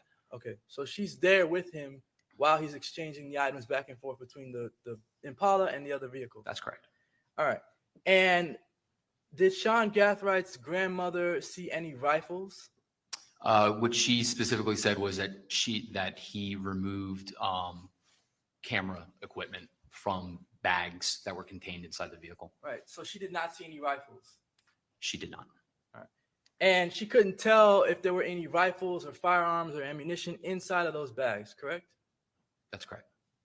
You yourself, looking at the video, you can't tell whether there's any rifles, firearms, or ammunition inside of the bags, correct? That's correct. The bags are not see-through. That's correct. All right.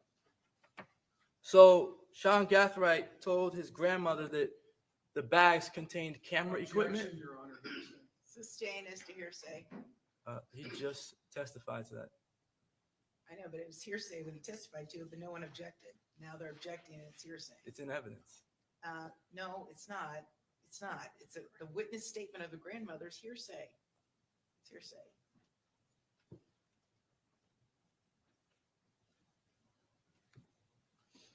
Did Sean Gathright tell his grandmother the truth?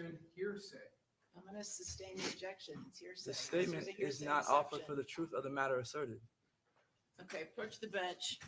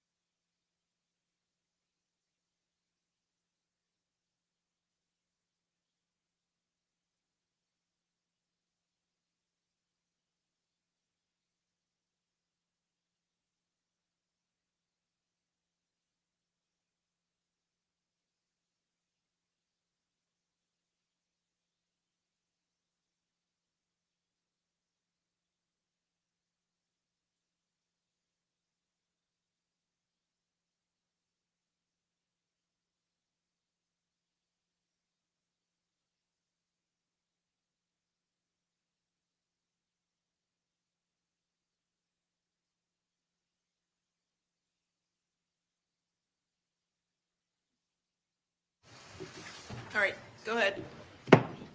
Mr. Gaffright lied to his grandmother when he told her that he was removing camera equipment from the vehicle, the Impala, to the other vehicle. Your Honor, I object. It's double hearsay. This is what the grandmother's telling the detective that Gaffright told her. So I'm objecting for the record. All right, sustain the objection, We just had this conversation in sidebar. I don't understand what the difference is. but it actually is double hearsay.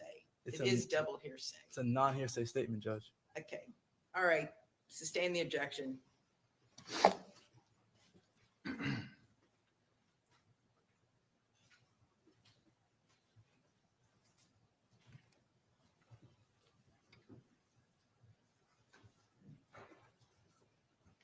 The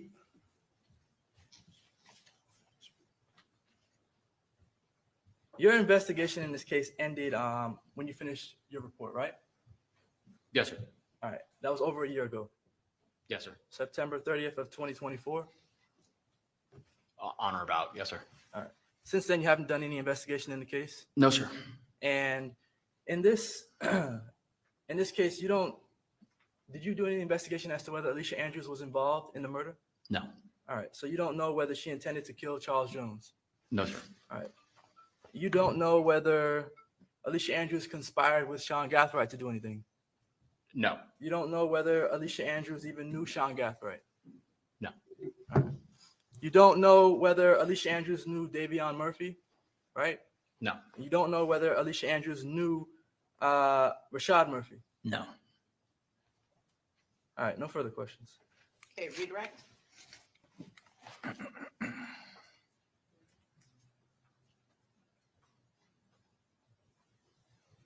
Detective, would it be fair to say that your understanding of the entire case is nowhere near the understanding that the lead detective has? Sustain the objection. Do you have the same knowledge of this case as the lead detective? No. Do you have the holistic image of the case that he has? Yes. Do you understand the case as well as Detective Ramos? No. Did you conduct investigations in Georgia or Jacksonville other than the time that you went to Jacksonville that you've testified about? No. And other than what you've testified to, did you conduct any other investigation? No, sir. I have nothing else, Your Okay, may this witness be excused? Honor. Your Honor, we would ask that he stand subpoena. Okay. Yeah, you're excused for today, subject to being recalled. Thank you, ma'am. All right, do you have any other quick witnesses outside you need to call? Okay, Your Honor, the state would call Safe and Washarami.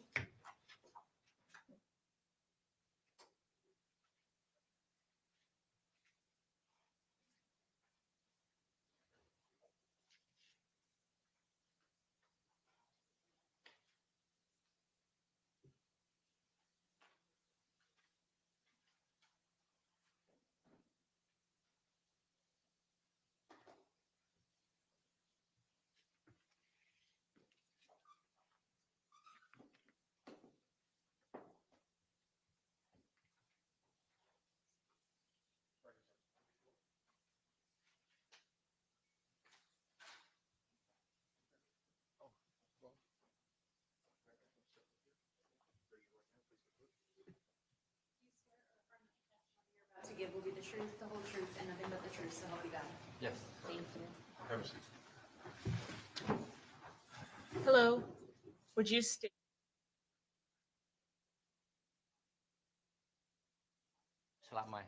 Can you spell your last name, please? WATCHARAMAI. And were you employed in June of 2023 June of 2024 working for Uber? Yes, ma'am.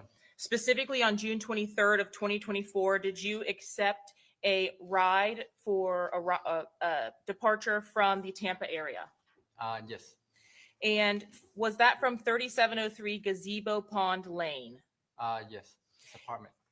Do you, when you receive the notification that there is a ride that you are able to accept, have the opportunity to see where it's to and where it's from? Yes. For this particular trip, where was it going to? It was going to Jacksonville. And how long of a drive was that? It was about 3 hours. Did you see that information before you accepted that drive? Yes. And is your payment when you have a ride that's booked through Uber, does Uber take a portion of that? Yes. Did you ultimately respond to that Gazebo Pond Lane location? Yes. And did you meet with someone you asked to verify that they were the person booking the Uber? Yes.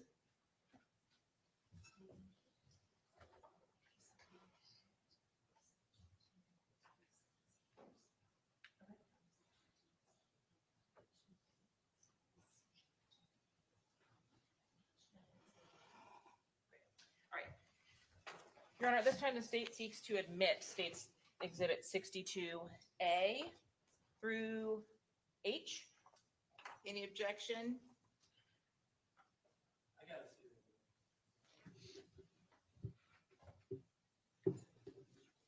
it. No objection. Okay, admitted. I'm going to show you 62A and B. Could you take a look at these photographs? Okay.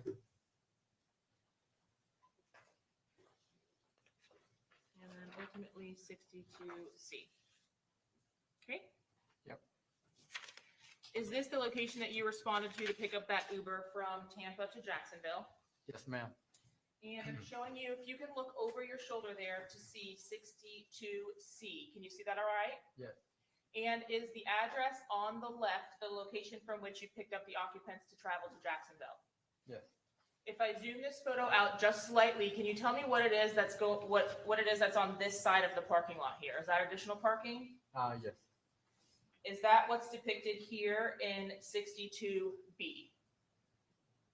The side of that same location? Yeah. Now, when you went to go pick up the occupants, did you know from the booking how many people would be coming with you? No, but no more than 6. No more than 6? Is that a rule that you put on the app for how many people you can book or fit in your vehicle? The car fits 6 people. And do you remember the kind of vehicle you were driving at that time in 2024? It was a SUV. And did you have an opportunity to actually arrive at that location and meet with the people you were going to drive? Yes, I was there. At any point, did you assist them with loading the bags into that vehicle? Yes.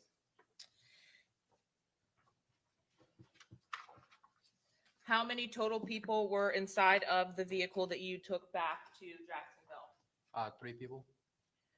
And at some point, when you actually departed from the original location, did you stop? Yes. Where did you stop? At the gas station. And did the occupants of the vehicle get out? Yes, they went inside to McDonald's. Did you stay with your vehicle and put gas in it? I went inside to the bathroom. Okay, but at some point, do you all? Oh, yes. Okay, and then do you depart and finish the rest of the drive to Jacksonville? Yes. Now, before you even left, is there an option or the ability for you to ask your riders whether they want to continue on with the trip using Uber or whether they want to pay in cash? Yes. Is that something that you would do? I would do that. If the rider paid in cash, would you charge them less than what they were going to pay through the Uber app? Of course. Did Uber take a portion of your payment ultimately? Yes. Did you offer that cash ride to the occupants you took back to Jacksonville on the state? Yes, I tried. And did they accept your offer to pay in cash? No, just keep it on the app. Just keep it on the app. Were they unable to pay in cash, or were they unable to cancel the reservation? That I don't know. When you rode back to Jacksonville with them, did anything unusual happen on the drive back? Just, I want to be a little more specific in your question. Did you have any problems with any of the people in your car on the drive back to Jacksonville? Overruled, go ahead. Were there any issues with the people inside of your car on the way back to Jacksonville with you? No, they were chilling. They were doing what? They were just relaxing. Did you talk to the people that were in the car? Overruled unless there's, Did you talk to them, your occupants? Yes, we have a little chat. here and there. A little chat. And at some point during the ride back, were you playing the occupants' music? We were chatting, and then he mentioned about his music, so Sustained unless there's a hearsay exception. No need, Your Honor. At some point, do you communicate with the people that are in the back seat? yes, And are you on the ride back communicating with or engaging with the person in the front seat? yes. What was the person in the front seat doing once you all started actually driving from Tampa to Jacksonville? The front, Yes. just normal conversation, and then he just goes to sleep. And did the people in the back seat also go to sleep? No, Did they stay They were up up. for the drive? yes. And what were they doing back there, if you know? Relaxing. Could you see them on their cell phones, their devices? Yeah, they were on the phone. And at any point, did the male that was in the back seat make any comments to you about the manner that you were driving? Sustained unless there's a hearsay exception. It's not, it is not based in the truth of the matter that's asserted here in court today, but just based on what his interaction was with that driver, Your Honor. Sustain the objection. When you were driving back to Jacksonville, did you have any issues with your speed? They will mention something about me speeding, so I slow down. Okay. Pardon me? Co-conspirator statements, Your Honor. Well, I'm gonna overrule the objection just as to that response. When you were driving back to Jacksonville, was there a period of time where you had to slow down? Twice. And when you ultimately arrived back at the location that you were going to, did you assist the riders in unloading the vehicle? Yes, Did you have an opportunity to recall where each of the occupants of your vehicle was seated? yes, Did you ultimately have an opportunity to speak with law enforcement? A detective or an officer? yes, And did that communication consist of telephone calls and text messages? yes, For that law enforcement officer, were you ultimately able to identify the locations of where each of the riders were seated in that vehicle? yes. I'm going to ask that you take a look at States Exhibits 92A through D. Do you recognize these four images? Yes, you Oh. touch them. Yes, And is that your signature and date in your handwriting depicted on these images? yes, Are these the images that law enforcement brought to you for purposes of identifying the passengers? yes, As it relates to the person that was seated in the driver's seat of your vehicle, was that person a darker skinned black male or a lighter skinned black male? darker skin. And the individual in the back seat of that vehicle, was he a light skinned black male? Yes, And was there a single female occupant also in the back seat? yes, Was that female seated directly behind you? yes, I'm showing you it's been pre-marked as States Exhibit 70A through K. Do you recognize this exchange? You can touch them as well. yes, Have you, yes, Are these the messages or the exchange that you had with the detective?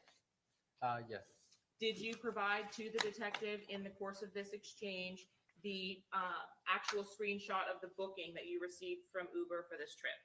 yes, Did you identify by sharing the address and actual photographs of the map, the locations in which you stopped with the vehicle and the occupants to get McDonald's and gas? yes, Did you also identify in those text messages images of the occupants of that vehicle? yes, And were all of those messages included in the conversation you subsequently had with that detective when you identified the photographs that we've also depicted or that we've also shown to you? yes. I'm actually going to show you States Exhibit 92A one more time. Can you actually take a look at that and tell me if you can identify yourself in that photograph? Right there. Okay. Your Honor, at this time, the state seeks to admit States Exhibit 92A. any objection?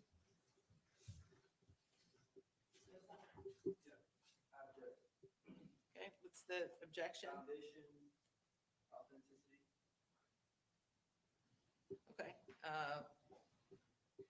So lay the predicate for the photo. Sure. Sir, is this an image of you, the one that you've identified yourself in, on the date that you drove the occupants of your vehicle back to Jacksonville? That's me and my car. And is this the only time you visited this residence with these occupants? Yes. Are the persons depicted in this image the occupants that you drove back to Jacksonville? Yes. At this time, the state seeks to admit states 92A. All right. It still has not laid the proper foundation for that photograph. As to, and how have they not? I haven't authenticated it. Just can you go inside one? Yep.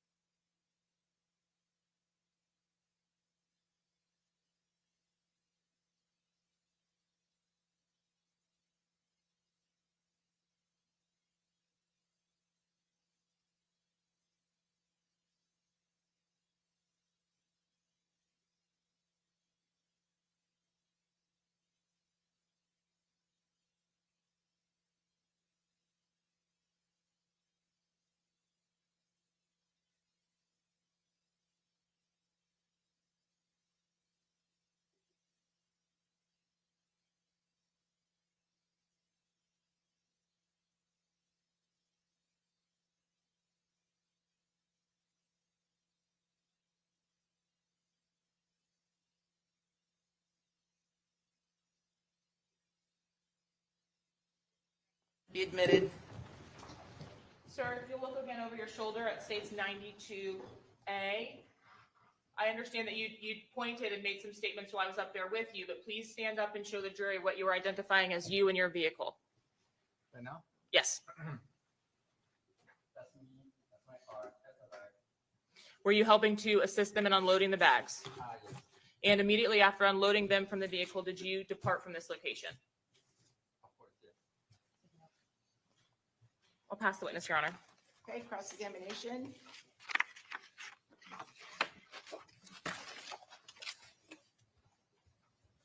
I need that.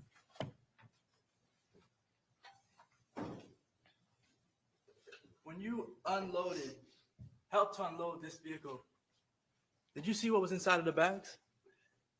The bag? No. Yes. You couldn't see what was inside the bags. No. You didn't know what was inside the bags. No. Did you know if there were any firearms inside the bags? No. Did you know if there was any ammunition inside of these bags? No. All right. Did anyone tell you that there was any firearms inside the bags? No. All right. Were you able to see through the bags? No. Did you get any indication from the bags or the luggage or anything that there were any guns or weapons inside of the luggage? No.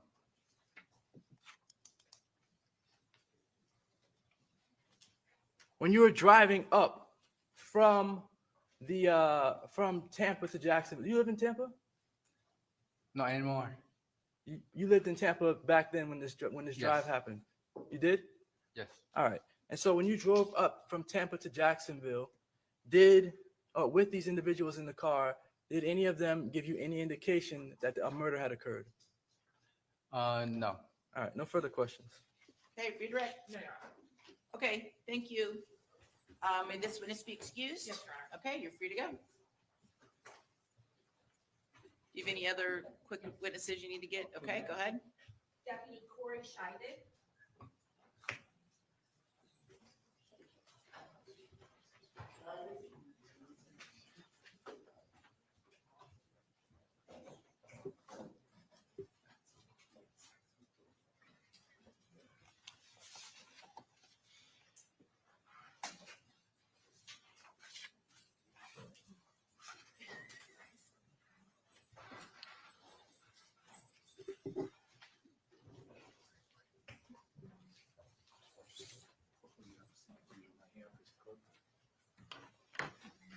Do you swear or affirm that the testimony you're about to give will be the truth, the whole truth, and nothing but the truth, so help you God?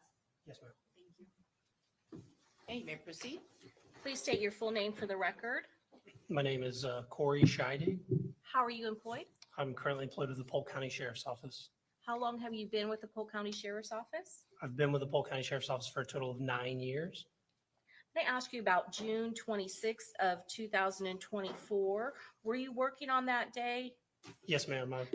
Was there an alert for a black Chevy Impala that came in from the Tampa Police Department? Yes, ma'am, there was.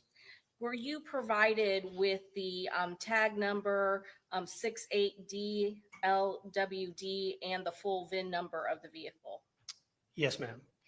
Did they, part of that alert, were you requested to go to a certain area in Polk County? Yes, ma'am. What area would that be in? It was a subdivision in Auburndale. I was notified by my supervisor to go to a specific area and conduct surveillance and attempt to locate this black Impala. And this location in Auburndale, would that be within Polk County Sheriff's Office jurisdiction? Yes, ma'am, it was. And did you have a local address in Auburndale for you to go and look for this particular vehicle? We did. The address was, I don't know the exact numerical, but I do know it was on Opal. I believe it's Road in Auburndale, Florida. Okay. And at that point, let me ask you, what time did you go to that area? I don't recall the exact time. I know it was somewhere in the middle of the day. But it was on June 26th of 2024, is that correct? I believe so, yes, ma'am. And does 475 Opal Avenue, does that sound like the address that you responded to? Yes, ma'am. What did you do when you got to that, I'm going to say that street, Opal Ave? Did you make any observations? Well, we set up in the area to conduct surveillance and, maybe we catch the car coming or going. We just so happened to catch the car backing out of 475 Opal Avenue, at which point I was able to confirm the tag on that vehicle and conduct a traffic stop. When you conducted that traffic stop, who was driving the vehicle at that time? It was a woman we identified by Miss Allen. I did not conduct an interview with her. We contacted the Tampa Police Department, who was on their way to the area, and they responded and basically assumed the investigation from there. You stood by the vehicle and waited for the Tampa Police Department, is that correct? Yes, ma'am. Approximately how long were you by the vehicle until Tampa Police Department showed up? From what I can recall, 15, 20 minutes. And you said it was Miss Allen. Is that Miss Lorna Allen? Is that correct? Yes, ma'am. And that's the entire role that you did to assist the Tampa Police Department in this investigation? I was notified there would also be a search warrant conducted on the vehicle. I contacted, in Polk County, we contact a contract tow company. It's a tow company that we have that will, at the request of us, tow these vehicles to specific locations. I contacted that tow truck to tow the vehicle back to our warehouse where we have all of our equipment, and it's a controlled environment where we can do these things without worrying about outside dangers. Your Honor, at this time we pass the witness. Okay, Cross? No cross. Okay, may this witness be excused? Yes, Your Honor. Okay, very good, thank you. Thank you. Is that it for you? Judge, if we could call just one more witness, I think she'll be quick. Okay, Judge, the state calls Lorna Allen. okay.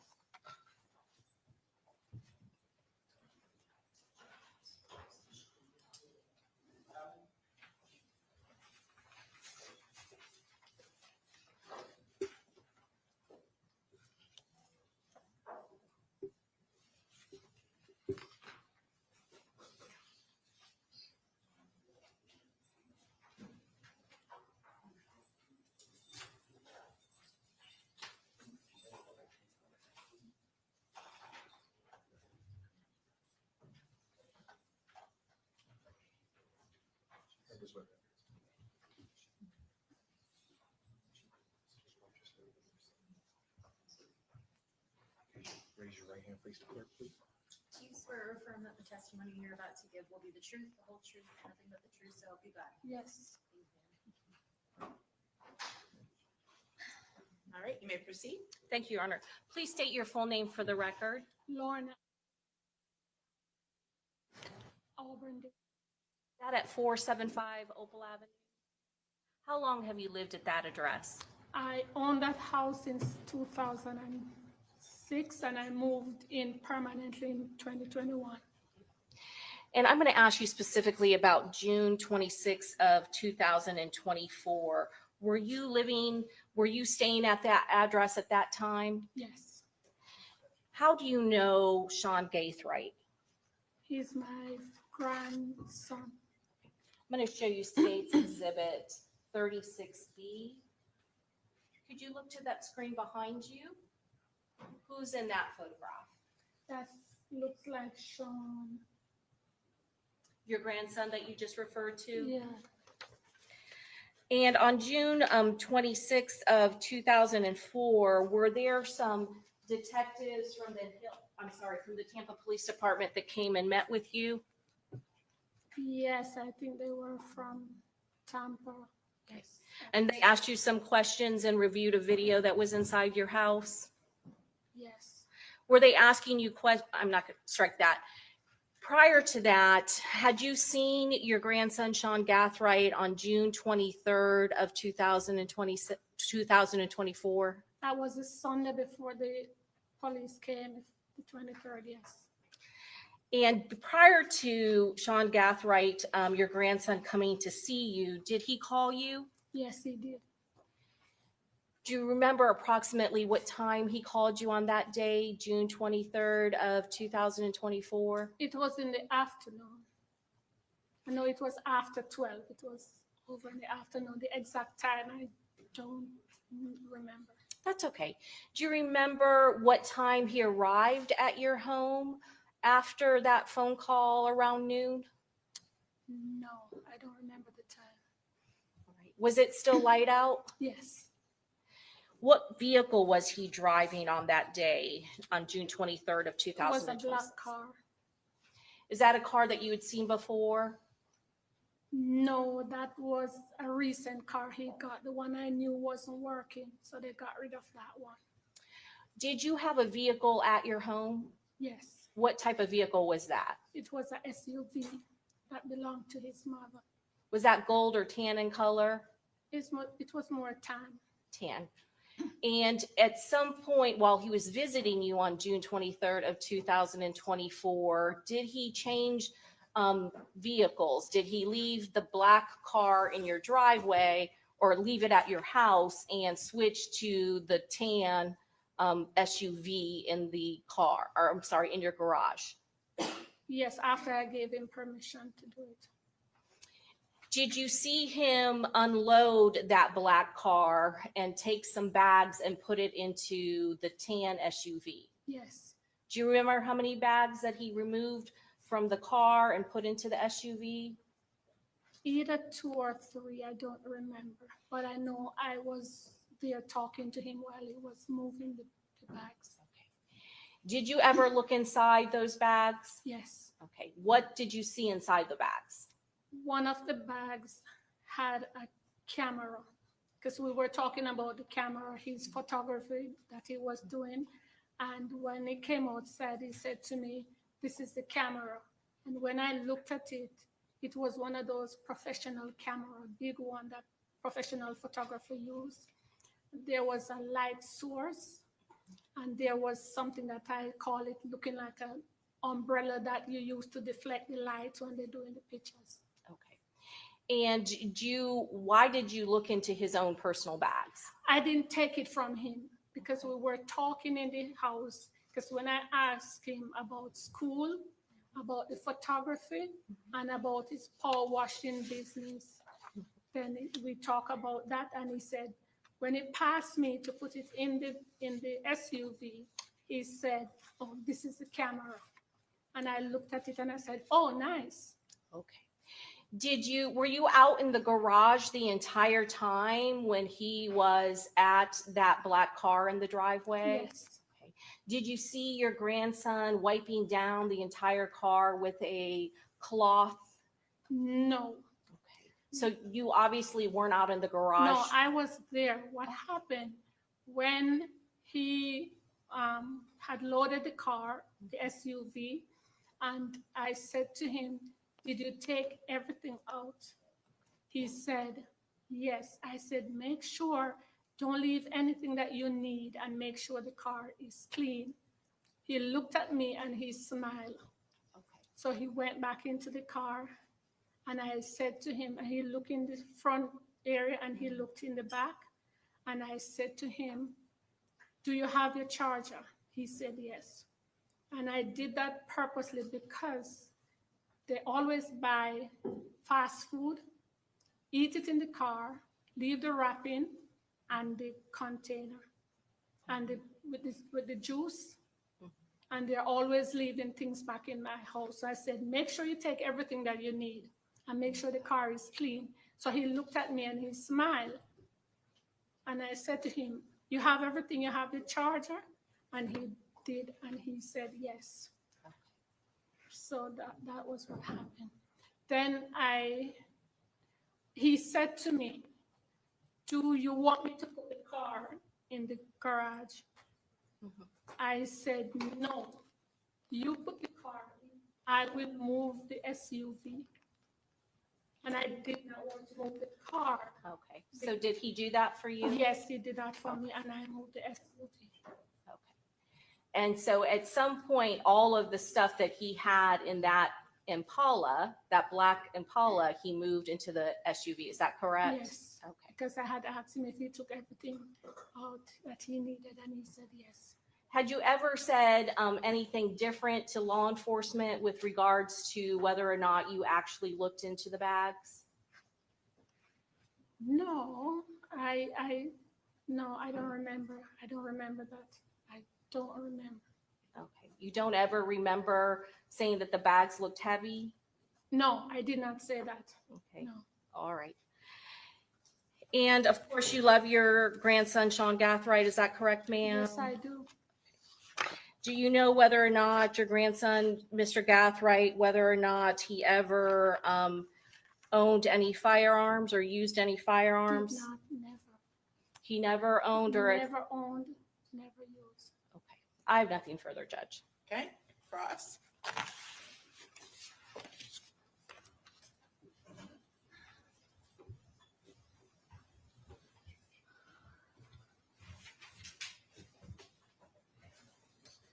Good afternoon. Good afternoon. All right. Do you know who Alicia Andrews is? No, She's not one of Sean's friends, right? I don't know her, never seen that name before, never see her before. All right. She's never been to your house before? No, not that I know of. And when Sean came to the house, you were standing in the garage? No, Talking no, not when he came. When he came to the house, he came to the front door and he rang the bell. When I opened the door, he opened his arms and said, "Grandma," and he hugged me and I hugged him. Okay. When Sean came to the house, did he tell you why he was switching cars? He told me that the car that he had, he couldn't put the power washing equipment. It was difficult to get it in the car, in and out of the car. And then he asked me if he could, we were in that conversation, not just come up and ask me that.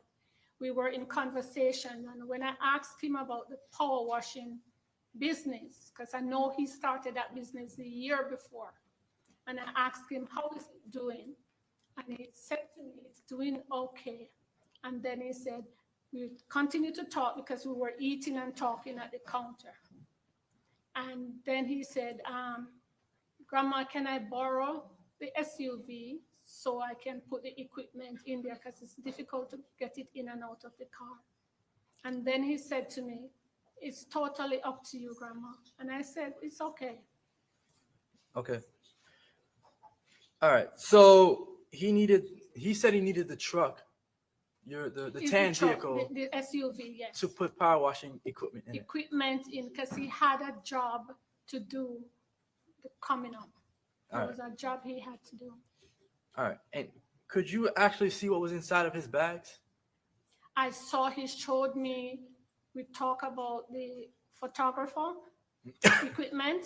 Sorry. So when I was standing right at the back of the SUV was open. I was standing close to the back and he took the bag up and then he said, this is a camera. And I looked in the bag because it was open. So I looked in it and I saw the camera. And as I said, it was a professional camera, not the little small one that we all use. It was a big professional camera. Okay. All right. That was that bag though, right? That was that bag. All right. But you didn't see any firearms, No, any No. any ammunition, anything no, like that? no. All right. And then the police came to your home? That was the Wednesday after. I think that was the 26th, I think. Okay. The Sunday he came to the house and the police came the Wednesday after. I think it was the 26th, Okay. something. When the police came to your home, they wanted to view your surveillance footage? They wanted to view it, yes. All right. And you allowed them to view the surveillance footage? I allowed them to view it, but then I realized that they downloaded the footage and I did not give permission to download. I gave them permission to view because it was just a normal visit and there was nothing on there. You know. Okay. So you're saying the police took the footage from your house without your consent? Without my consent, yes. All right. And I see that you have on a mask. Are you wearing that mask to conceal your identity today? No, I can take it off. That's fine. No further questions. Okay, Just brief redirect it. yep. Ms. Allen, regarding when law enforcement detectives from the Tampa Police Department were viewing that video footage, you asked them to leave, right? Yes, I did. And that was after they were viewing that video footage, is that After they correct? started to take footage from it. You also got a phone call from your daughter, Damalie Lyle, during that time period, didn't you? No, I called her. You called her. I was trying to reach her because I didn't know what was going on. And specifically after that phone call, you asked those Tampa Police Department officers to leave, those detectives to leave after you received No, your no, no. daughter's phone call. No, that was not the reason. Okay. I told But I'm them that- asking you about the sequence. Yes. You I- called your daughter while they were viewing that video footage. Is that correct? I called her. I did not get her. I called a friend in New York and I said to her, there are some cops here. I do not know what is going on. Please pray for me because she's a Christian. I said, I don't know what is going on. Just pray for me. But regardless, after that call that you made, you asked those detectives to leave. Is that true, ma'am? Yes, I did ask them to leave. And All right. my reason is Go ahead. they asked me if they could view the footage, and I said yes. And did you watch over their shoulders? No, I did not. Hold on. So go ahead, were you done answering? No, Okay, Pardon me? I apologize. no, I did not finish answering. Okay, go ahead. Go ahead. Where was I? You were saying that what was the reason, I believe, Okay, for asking them yes. to leave?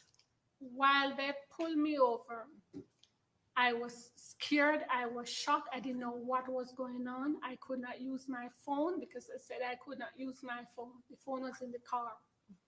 When eventually they allowed me to use the phone, there's a friend that lives in the neighborhood that I called and I said I needed some support because I'm just out of it. I didn't know what was going on. So he came over. After he came over and they asked me if they could view the footage, I said yes. Okay. So we went into the house. I was sitting at the table, at the breakfast table, while they were over in the den viewing. I was not paying attention to them. I was talking because I wanted to calm myself down. So I was talking to the friend. But then it dawned on me that they were there a long time ago, for a long time. And I realized that short time could not take them so long. So I turned around and I said, no, there's more going on. I need to speak to a lawyer because I don't know what is going on. Okay. And then he backed out. All right. Thank That you. I was it. appreciate that. You're welcome. Nothing further. Okay, may this witness be excused? Yes. Okay, thank you, ma'am. You're free to go. Thank you so much. All right, is that it for today? It is. Okay. Okay, very good.